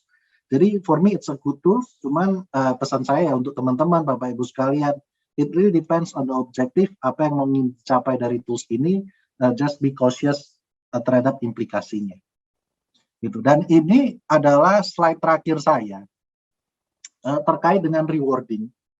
Jadi slide terakhir saya terkait dengan rewarding ini, biasanya performance appraisal ini akan ada banyak perbedaannya terhadap kaitan dengan salary, ya kan? Dan juga tergantung juga apa yang dinilai.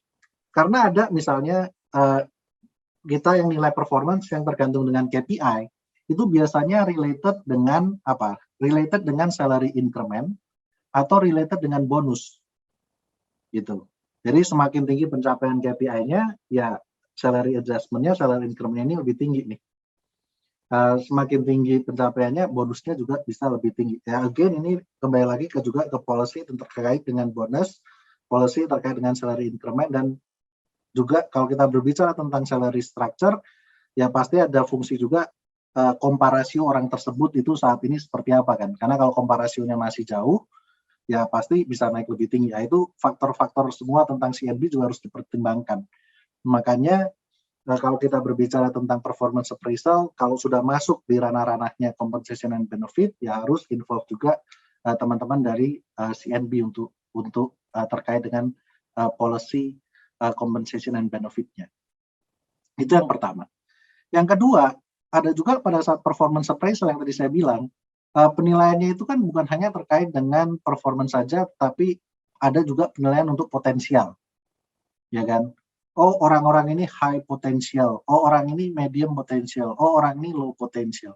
Kenapa kemudian ada dilakukan potential assessment? Ini juga saya alami di company yang sekarang maupun di company sebelumnya, waktu saya di Daimler. Potential ini lebih kepada development purpose. Jadi untuk orang-orang hypo, kita lihat orang ini siap dipromosi berapa cepat sih? Orang ini siap dipromosi dalam 1 tahun. Orang ini siap dipromosi dalam 2 tahun. Orang ini high talent, tapi mungkin masih butuh 3 tahun. Orang ini nggak masuk di situ. Gitu. Itu biasanya lebih kepada development purpose, ada potential assessment. Nah, makanya kemudian ada 9 grid tadi, ya kan? Grid hubungan antara performance dengan potensial. Kenapa ada grid itu? Karena supaya kita betul-betul bisa tahu hypo kita, hypo dan high performance kita, orang-orangnya yang ada di paling kanan atas atau yang biasa disebut sebagai star talent kita, itu siapa saja. Supaya kita bisa jagain mereka, gitu. Jagainya dengan cara apa? Satu, pastilah dengan compensation benefit yang pastinya kompetitif untuk talent-talent kita ini yang high performance. Jangan sampai justru compensation benefit kita kompetitif untuk low performance, malah yang high performance-nya kita lupakan. Nah, itu kan juga aneh. Yang kedua, bisa berupa dengan investasi yang kita berikan ke mereka dalam bentuk learning and development. Yang ketiga, bisa juga dalam bentuk appreciation for the long-term incentive. Jadi LTI itu macam-macam bentuknya. Ada yang ngasih LTI saham, ada yang LTI bentuk cash, dan lain sebagainya. Ya kan? Dan juga makanya penting sekali ini kita punya 9 grid tadi. Yang terakhir, kalau berbicara mengenai compensation and benefit, mengenai appraisal, yang ingin saya sampaikan, tidak semua appraisal itu terkait dengan uang. Ya kan? Makanya ini saya suka pakai ini, karena kalau kita lihat ya respect gitu loh. Bagaimana kita bisa memberikan recognition ke orang-orang yang high performance. It's a zero cost. Tapi kita bisa lakukan dengan apa? Oh, thank you, you are doing a great job, dan harus spesifik. Terima kasih, kamu presentasinya bagus sekali, your structure thinking itu luar biasa, sehingga kamu bisa dapat goals. Misalnya contohnya seperti itu. Kemudian bagaimana kita create work yang exciting, bagaimana kita create job security, gitu kan? Bagaimana kita create opportunity untuk orang itu berkembang. Bagaimana kita create workplace itu yang comfortable, physical, yang peduli terhadap orang-orang. Ya kan? Bagaimana kemudian kita bisa create environment yang orang-orang itu saling percaya satu dengan yang lain. Nah, kalau tadi yang tanya gimana kita berbicara tentang well-being, ya kita harus tunjukkan as a company policy kita terhadap well-being care terhadap employee kita itu seperti apa. Kalau contohnya di company saya sekarang, kita ada employee assistance program. Kalau orang mau ingin diskusi dengan psikiater, professional psikolog, bisa ada akses 24/7. Kita ada memberikan care dalam bentuk vaccination program kemarin. Kemudian kita juga ada care dalam bentuk employee package yang terkait dengan COVID, terkait dengan working from home, kita ada package di situ. Dan ada banyak sekali hal yang lain yang kita berikan sebagai bentuk kepedulian kita terhadap our employee. Nah, hal-hal seperti itu menurut saya the workplace condition, kenapa saya juga sampaikan, karena again ini akan juga terkait dengan bagaimana kita bisa meningkatkan komitmen dari para employee kita, sehingga mereka kemudian bisa berkinerja dengan baik, mereka punya belonging yang tinggi, gitu. Nah, mungkin itu aja dari saya, karena ini chat dan pertanyaannya juga udah banyak, saya akan stop sharing dan kembalikan ke moderator, gitu ya. Silahkan.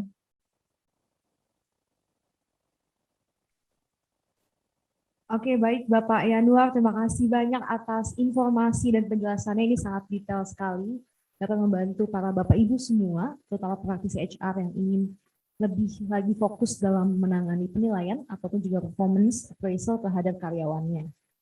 Baik, kalau Bapak Ibu ada pertanyaan terhadap Bapak Yanuar, bisa langsung menuliskannya di kolom Q&A, di mana nanti saat sesi Q&A kami akan langsung menjawabnya secara live.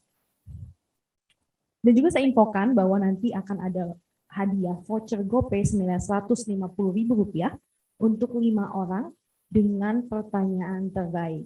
Dan juga di akhir acara nanti kami akan mengirimkan barcode, yaitu Bapak Ibu di sana dapat men-scan barcode tersebut untuk mengisi kuesioner, di mana nanti kami mengirimkan certificate dari kuesioner ataupun juga form yang Bapak isi. Dan jangan lupa mengisi nama lengkap, yaitu nama depan dan nama belakang secara lengkap dan juga jelas. Dan jika Bapak Ibu tidak memiliki nama belakang, tidak usah diisi saja.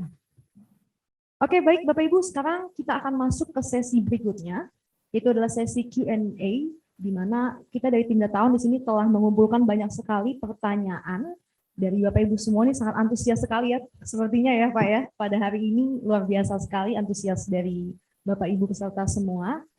Di sini sudah ada beberapa pertanyaan yang ditujukan kepada baik Bapak Yanuar ataupun juga Bapak Denis. Langsung saja kita jawab pertanyaannya. Di sini pertanyaan ditujukan kepada Bapak Yanuar Ini dari Lika Gian Kahizi, Bapak atau Ibu Lika Gian Kahizi.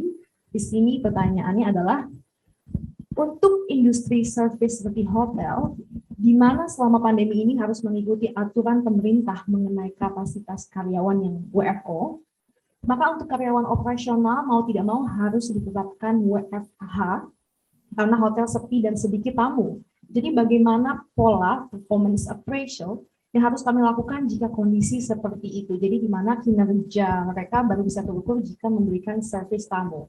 Apakah harus di-adjust untuk KPI, target dan workflow-nya atau seperti apa, Pak? Terima kasih. Baik, Pak Yanuar, boleh bantu menjawab? Boleh. Nah, memang ini juga menarik ya, karena memang ketika ada yang terdampak industri terutama kan industri turisme ya, ini pasti terdampak sekali dengan pandemi gitu kan. Nah, ini kan ada beberapa hal yang kemudian bisa dilakukan dan mungkin juga approach-nya masing-masing perusahaan bisa berbeda-beda gitu kan. Ada company yang kemudian melakukan adjustment untuk hari efektifnya misalnya, karena ini juga kemudian berkaitan dengan compensation benefit yang diterima misalnya. Jadi kalau normalnya karyawan masuk 30 hari, ya karena ada keterbatasan seperti ini, ya kemudian di limit karyawan masuknya 15 hari dengan half of the salary gitu kan. Tetapi ya yang harus dipastikan kalau melakukan hal seperti ini jangan sampai melanggar jangan sampai melanggar undang-undang aja gitu. Kita mesti comply juga terhadap rules and regulations. Ya, itu satu, karena memang ya pasti every decision itu ada consequences kan. Kalau misalnya kita nggak mau melakukan pemecatan, ya yang dilakukan adalah pengurangan jam kerja gitu kan. Tapi kan pengurangan salary dan pengurangan jam kerja itu satu. Yang kedua, kalau kita berbicara mengenai terkait dengan cara performance appraisal-nya, ya pasti yang akan bisa beda, let's say dari targetnya. Gitu. Makanya sekali lagi kan kalau kita berbicara mengenai harus dibedakan antara KPI-nya, Key Performance Indicator, dengan targetnya kan. Bisa jadi KPI-nya sama, tapi targetnya dikurangin karena memang konsumen yang masuk juga berkurang misalnya. Atau karena ternyata memang dengan ditutup dengan berkurangnya klien ini beberapa KPI menjadi nggak relevan. Kayak misalnya ada KPI yang di-set waktu itu masih dengan asumsi sebelum COVID, hotel ini mau melakukan ekspansi. Ya kan, jadi ada KPI terkait dengan ekspansi. Tapi begitu COVID, ya boro-boro ekspansi gitu kan. Maintaining current operational aja, it's very challenging. Sehingga untuk KPI yang menjadi tidak relevan, karena dengan adanya pandemi, itu bisa kemudian dihilangkan. Jadi jawabannya sih seperti itu sih, Bu Lika, karena it really case by case basis, tergantung dengan jobnya yang ada, decision-nya bisa KPI-nya sama. Selama KPI-nya masih relevan, tidak perlu dihilangkan, tapi yang di-adjust adalah targetnya. Itu yang pertama. Yang kedua, kalau memang the whole KPI udah nggak relevan, karena dengan pandemi menyebabkan arahan bisnis, ya kan, bisnis strateginya berubah, dari expansion jadi surviving, nah itu kan berarti mungkin bahkan ada KPI baru yang harus muncul, gitu. Kira-kira kurang lebih seperti itu. Sekali lagi, kembali lagi ke starting dari goals-nya dulu, ya kan. Ini sekarang kita ini mau modenya mode apa? Karena kan mode expansion dengan mode surviving pasti berbeda. Kira-kira itu jawaban saya untuk pertanyaan Ibu Lika. Oke, baik. Terima kasih banyak Pak Yanuar atas jawabannya. Semoga menjawab ya Ibu Lika. Dan ini selanjutnya ada pertanyaan yang ditunjukkan untuk Bapak Denis di seputar Sunfish ataupun juga HRIS. Ini dari Bapak M. Rizky Surya Darmawan Gumai. Di sini pertanyaannya adalah, apa yang membuat aplikasi HRIS lebih unggul atau unique value yang tidak dimiliki oleh aplikasi lain?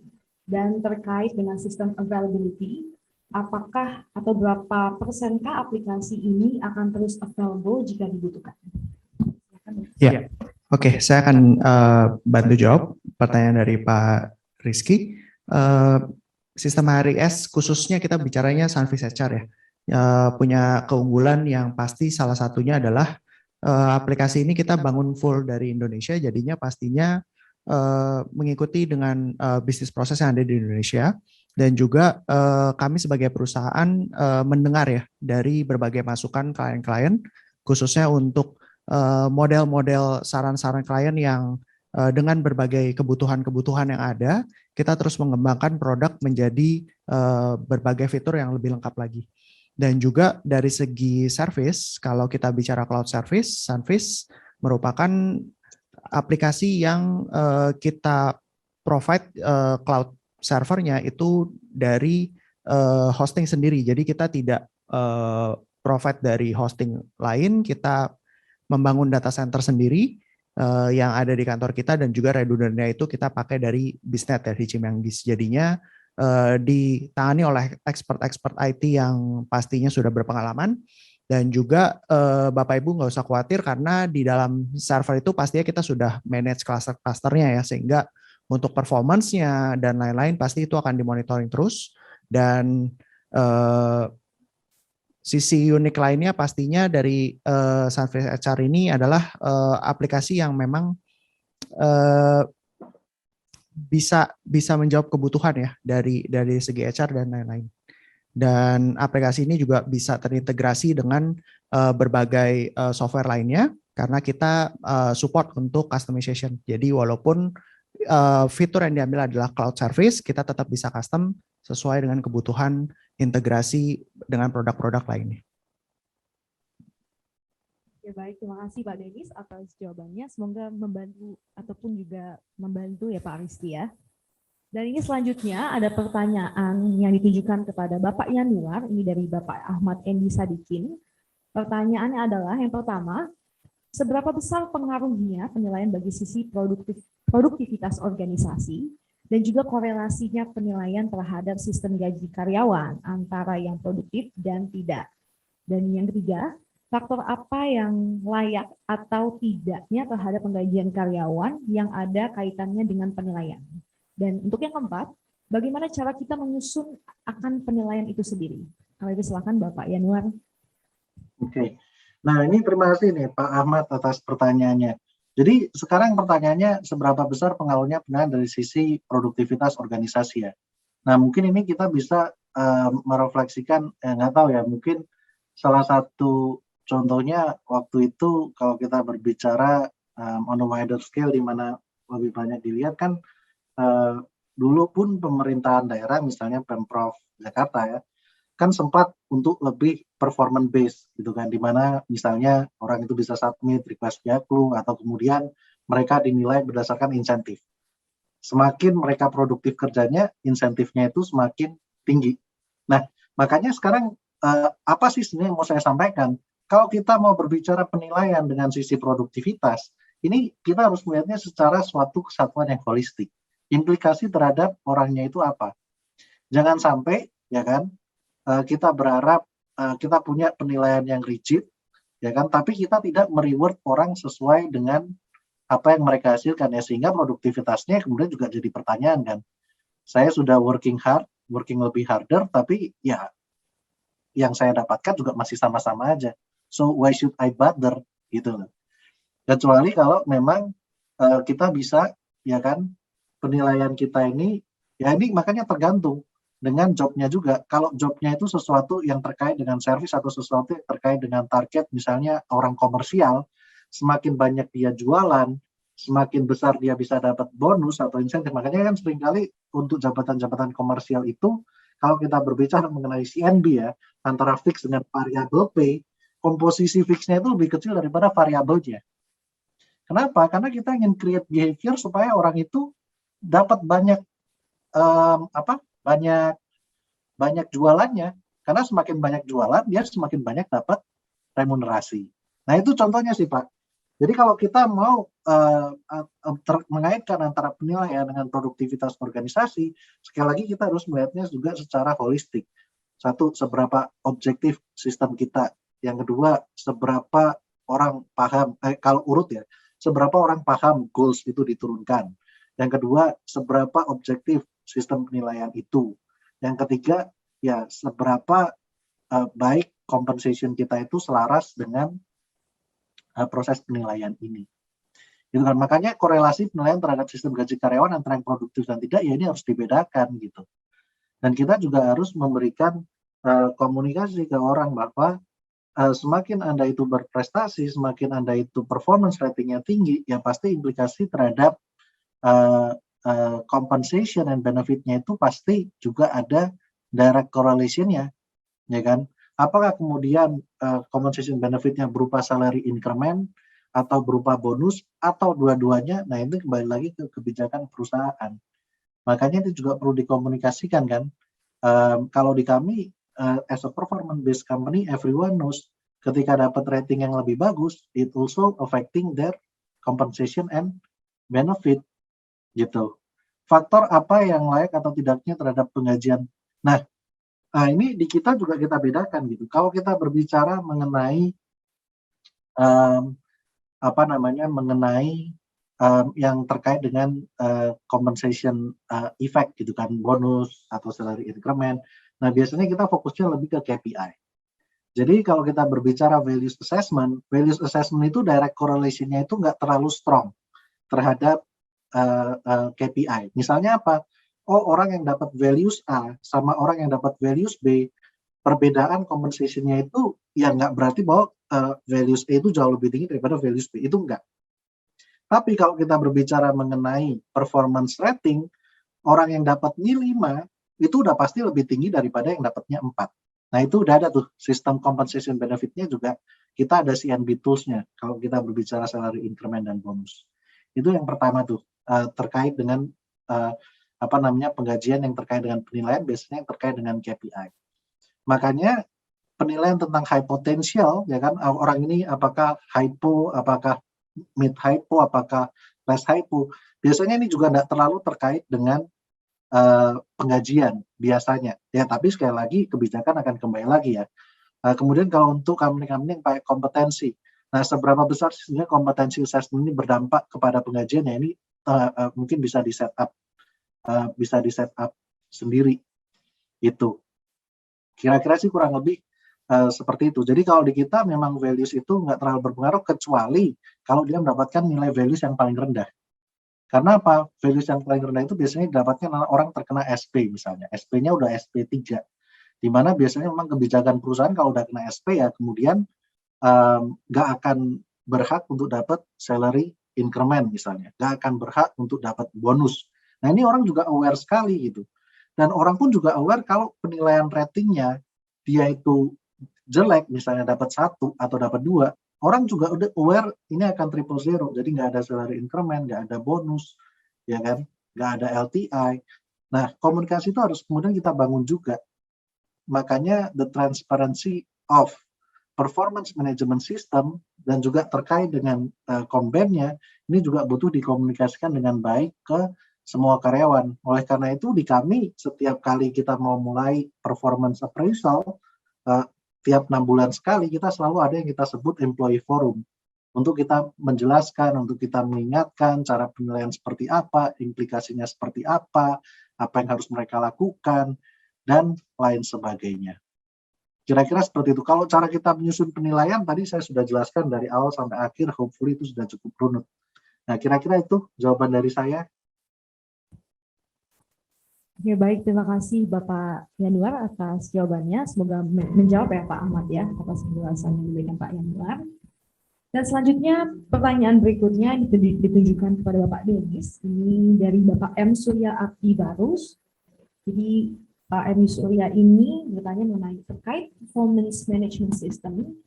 Kan setiap perusahaan punya visi misi atau value yang berbeda. Jadi bagaimana data on dapat memprovide PMS yang bisa inline dengan PMV perusahaan. Kemudian tindak lanjutannya sampai gimana? Jadi apakah hanya sekedar hasil PA atau dapat dilanjutkan ke LND atau ada tindak lanjut lain dari PMS tersebut? Ya, oke, saya akan coba bantu jawab pertanyaan dari Pak Surya. Terima kasih. Yang pasti dari masing-masing core value dari perusahaan pastinya berbeda-beda dan aplikasi ini memang kita sudah support untuk mengakomodir itu. Jadinya memang kita sudah desain untuk poin-poin penilaian kita bisa sesuaikan ya bagian apa aja, poin-poin apa aja yang dinilai juga dengan masing-masing bobotnya. Karena kita bisa tentukan untuk masing-masing value itu berbeda pembobotannya. Dan yang kedua pastinya tindak lanjut dari setelah proses penilaian itu ada beberapa yang tadi juga sudah sempat kita share terkait salah satunya misalkan training plan atau mungkin development plan dan planning lainnya. Dan ending akhirnya juga pastinya setelah performance appraisal itu dilakukan, kita pastinya bisa suggest ya untuk salary increment planning. Jadi aplikasi yang khususnya di Sunfish HR ini kita bisa support untuk sampai ke suggestion untuk salary annual increment-nya. Seperti itu. Oke, baik Pak Denis, terima kasih banyak. Semoga Pak M. Surya terjawab atas pertanyaannya. Dan selanjutnya ini ada pertanyaan yang ditunjukkan kepada Bapak Yanuar. Pertanyaannya ini dari Bapak Yan Suryana. Jadi ini izin bertanya, saat periode performance appraisal berlangsung, yang menjadi beberapa tantangan adalah yang pertama, kecenderungan adanya penilaian melakukan penilaian pada rating tinggi, menilai tim secara merata pada angka yang cenderung tinggi untuk menghindari nilai kolektif departemen yang buruk atau yang negatif. Dan yang kedua, adanya kecenderungan penilaian melakukan penilaian recent performance atau perilaku yang baru beberapa bulan terjadi, bukan sepanjang periode penilaian, terutama pada komponen kompetensi atau behavior. Biasanya ketika behavior-nya dinilai buruk, KPI-nya juga ikut dinilai buruk. Dan yang ketiga, cenderung sulit objektif karena leader lebih muda atau baru dibanding anggota tim lainnya, sehingga segan ketika memberikan nilai yang objektif. Dan yang keempat, ketika ada karyawan yang nilai performance-nya bagus, ingin coba dipromot, tapi tidak ada posisi kosong untuk yang bersangkutan. Jadi bagaimana cara mengatasi masalah atau tantangan yang sering terjadi di atas? Kami persilakan Bapak Yanuar. Nah ini terima kasih nih Pak Yan Suryana, karena memang apa yang disampaikan di sini, it's the challenge for me itu untuk kita semua gitu kan. Kecenderungan penilaian melakukan rating tinggi, menilai tim secara merata. Nah, ini yang jadi kalau boleh saya summarize di beberapa pertanyaan ini, yang pertama, makanya proses kalibrasi ini sebetulnya membantu banyak sekali untuk menjawab terkait dengan subjektivitas. Karena apa? Karena ketika orang hanya memberikan penilaian rating tinggi, tapi tanpa justifikasi yang jelas, biasanya itu mental semua tuh pada saat proses kalibrasi. Ya kan? Karena betul-betul ya, tapi ya untuk syaratnya sebelum kita bisa sampai proses kalibrasi yang benar adalah betul-betul it has to be a culture menurut saya. Jadi penilaian kinerja secara objektif ini harus kita bangun sebagai suatu budaya. Kenapa? Dan ini butuh trust. Karena apa? Karena kalau kita berbicara proses kalibrasi, ketika orang saling challenge, itu kan harus dilakukan secara sehat. Supaya juga jangan justru kita bikin proses kalibrasi, ya ini menjadi proses, proses pertikaian internal gitu kan nggak seperti itu juga. Walaupun memang seolah-olah suasananya pada saat calibration itu betul-betul proses internal challenges, karena satu orang saling men-challenge dengan yang lain, tapi everyone knows the mindset. Ini bukan karena aku nggak senang dengan si A, bukan nggak senang dengan si B, tetapi main objektif dari proses calibration itu kita ingin mencapai penilaian yang sangat objektif. Nah ini pemahaman ini harus kita berikan dulu. Itu yang pertama. Yang kedua, karena proses kalibrasi bisa membantu untuk ya mau penilaian rating tinggi, menilai tim secara merata, ini akan mental karena kita harus berdasarkan data. Nah, kemudian yang ketiga, data. Jadi penting sekali kita punya sistem pengelolaan kinerja ini yang gampang diakses. Jadi pada saat proses kalibrasi, di kita itu mudah sekali untuk mengakses reason. Jadi kalau orang ini menilai 375, kita tinggal klik di sistem, keluar nih. Oh, alasannya dia menilai 375 itu apa data-data faktanya. Sehingga apa? Sehingga kita melihat, loh, kok ini penilainya outstanding, tapi nggak ada data pendukungnya. Nah, ini kita bisa pertanyakan. Gitu. Itu mungkin untuk menjawab yang pertama. Karena memang menurut saya proses kalibrasi itu adalah proses yang sangat baik untuk menciptakan objektivitas kalau dilakukan secara benar. Itu untuk semoga menjawab pertanyaan yang pertama. Yang kedua, nah, kecenderungan penilai melakukan recent performance kan, perilaku yang baru beberapa bulan terjadi, bukan yang sepanjang periode penilaian. Nah, di kami, kalau kita berbicara mengenai penilaian kinerja, kita itu ada dua arah. Jadi kita itu ada self rating, kita ada manager rating. Dan pada saat proses kalibrasi, dua hal ini akan dibandingkan nih. Jadi ketika misalnya ada deviasi antara self rating dengan manager rating, manajernya juga harus bisa menjelaskan kenapa kok diberikan nilai rendah gitu. Nah, sehingga penilaian recent performance itu apakah itu justified enough? Karena kan kemudian bisa menjadi, oh ini kan ya, tapi sekali lagi ya, penilaian recent performance-nya itu sefatal apa? Ya kan, apakah cukup fatal untuk bisa meminimalisir perilaku baik sebelum-sebelumnya atau enggak? Nah, dengan adanya self rating dengan manager rating, kan kita bisa melihat juga, oh kalau antara dari perspektif employee-nya dia merasa sudah baik sepanjang ini dan dia juga aware bahwa oh ada hal-hal atau ada behavior yang kurang baik di akhir-akhir, tapi sepanjang tahun sebetulnya cukup performance dia baik. Nah, itu kita bisa cross check juga tuh jadinya objektivitas antara manajer dengan orangnya untuk mengurangi bias penilaiannya itu cuma recent performance gitu. Nah, memang kecuali begini, case-nya adalah kalau kita bicara adalah kompetensi behavior-nya ini, buruknya ini terkait kemudian berpengaruh terhadap etik gitu kan, ethical, nggak jujur sehingga harus ada konsekuensi surat peringatan. Ya ini mau sebagus apapun performance KPI-nya, ya ini kemudian bisa jadi ada dampaknya juga ke compensation ini. Tapi sekali lagi ini kembali ya ke policy perusahaan itu akan seperti apa gitu. Ini semoga untuk menjawab yang kedua.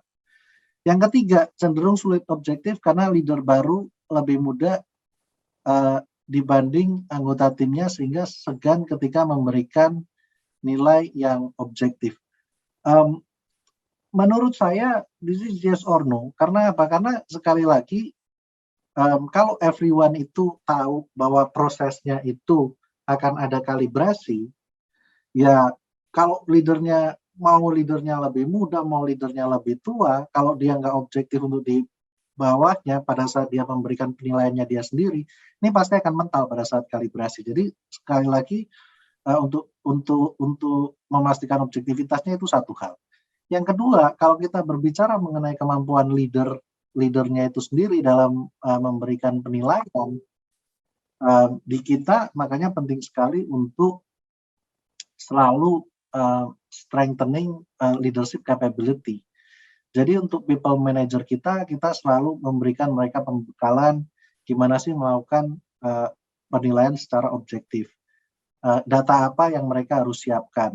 Oh, kalau mereka harus mempersiapkan diri terhadap calibration meeting, apa aja sih yang harus disiapkan. Atau kemudian kita juga memberikan pembekalan bagaimana sih cara memberikan coaching atau mentoring terhadap orang-orang di bawahnya. Gitu kan. Ya makanya sekali lagi, ini juga harus berawal dari budaya atau culture perusahaan yang performance based juga sebetulnya. Nah ini harus jadi satu kesatuan. Kemudian jadi hopefully kalau pertanyaannya keseganan memberikan nilai yang objektif, menurut saya sih sistem itu juga at the end of the day akan mempush kok manajer muda sekalipun untuk kemudian lebih objektif gitu. Dan at the end of the day kan juga karena dia sebagai leader, dia harus bisa buktikan dirinya sendiri. Dia harus bisa dapat respect dari anggota timnya. Walaupun anggota timnya itu lebih tua. Ya kan? Sama juga for my case, apakah kemudian semua anggota timku lebih muda? Ya not necessarily. Tetapi bagaimana kita as a leader itu bisa mendapatkan trust mereka. Gitu. Kalau kita justru, ya makanya education terhadap leadersnya itu juga penting. Itu semoga menjawab yang ketiga. Yang keempat, ada karyawan yang nilai performance-nya bagus, ingin coba dipromot tetapi tidak ada posisi yang kosong. Nah, ini ada dua hal sebetulnya. Makanya ini kembali lagi juga ke kebijakan di dalam perusahaan.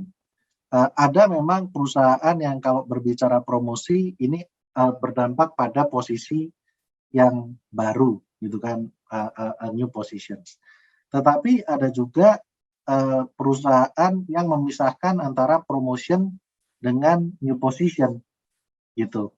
Jadi changing perubahan di dalam personal grade belum tentu bahwa orang itu harus menduduki posisi yang totally baru. Itu juga ada gitu. Kayak misalnya di perusahaan yang saya yang sekarang, saya bisa mempromot orang kayak misalnya dia dari posisi level manager jadi senior manager, tetapi job role-nya itu nggak berubah. Yang berubah apa? Yang berubah adalah ekspektasinya. KPI-nya pasti lebih susah. Expectation terhadap orang tersebut lebih susah. Tetapi not necessarily dia harus menduduki posisi yang baru. Nah, tapi sekali lagi ini kembali lagi ke kebijakan perusahaan gitu kan, apakah memungkinkan atau enggak mempromosikan secara job title ini bertambah dan yang dilakukan adalah job enhancement rather than ketika kita mau mempromot orang, oh ini harus betul-betul naik untuk menduduki posisi yang baru gitu. Nah, ini juga bisa dipertimbangkan atau kalau tidak ada posisi yang kosong secara vertikal, mungkin nggak sih dipindahkan secara horizontal tapi yang masih relevan misalnya. Jadi antar within people team. Kalau orang ini memang mempunyai kapabilitas di situ, ya kan. Misalnya dari organization development dipindah menjadi HRBP. Kalau orangnya mempunyai kapabilitas di situ. Atau dari HRBP dipindah ke organization development dan lain sebagainya. Makanya career path itu menjadi sesuatu yang penting juga kan. Kalau kita berbicara nyangkut-nyangkut lagi ke performance appraisal, development, career path. Makanya ini banyak sebetulnya implikasi ketika kita berbicara mengenai pengelolaan kinerja, gitu kan, untuk menjaga supaya orang nggak hilang. Oh gimana sih kita actually bisa preparing career path yang tepat untuk mereka ini. Nah, semoga menjawab 4 pertanyaan itu, Pak Yan. Terima kasih. Oke, baik. Terima kasih banyak Bapak Yanuar atas jawabannya. Dan semoga tadi Pak Yanyan terjawab semua pertanyaannya. Dan terima kasih juga Pak Yanuar. Sangat detail sekali penjelasannya.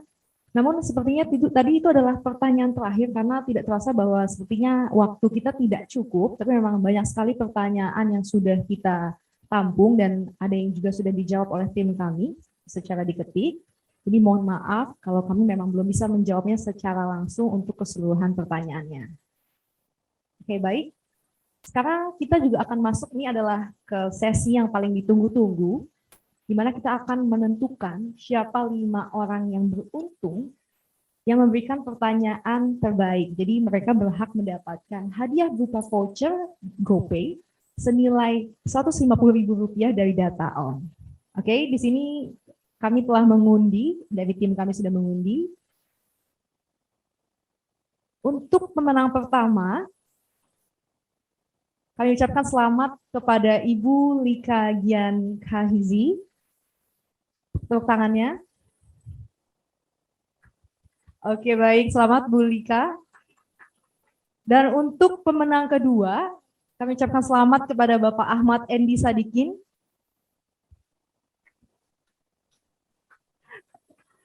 Dan untuk pemenang ketiga, kami ucapkan selamat kepada Bapak M. Rizky Surya Darmawan Gumai. Dan untuk pemenang keempat, kami ucapkan selamat kepada Bapak Yanyan Suryana.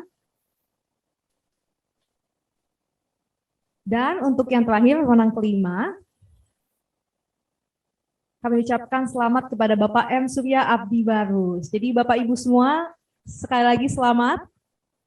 Bapak Ibu berhak mendapatkan voucher GoPay senilai Rp150.000. Oke, baik. Di sini untuk Bapak Yanuar mungkin boleh untuk share wajah atau share video karena kita akan berfoto bersama dulu. Oke. Saya akan kasih aba-aba ya Bapak, kita akan foto sebanyak 2 kali. Oke, siap? 1, 2, 3. Oke, sekali lagi. 1, 2, 3. Oke, baik. Oke, terima kasih banyak Bapak Yanuar dan juga Bapak Denis pada hari ini. Dan juga pada hari ini tidak terasa nih kita sudah berada di penghujung acara. Namun sebelum kita menutup acara ini, apakah ada sepatah dua kata lagi yang ingin disampaikan oleh Bapak Denis atau Bapak Yanuar? Mungkin Bapak Denis ingin menambahkan lagi sedikit? Oke, baik. Bapak Yanuar, apakah ingin menambahkan lagi, Pak, sebelum kita menutup acara kita atau webinar kita pada hari ini? Boleh.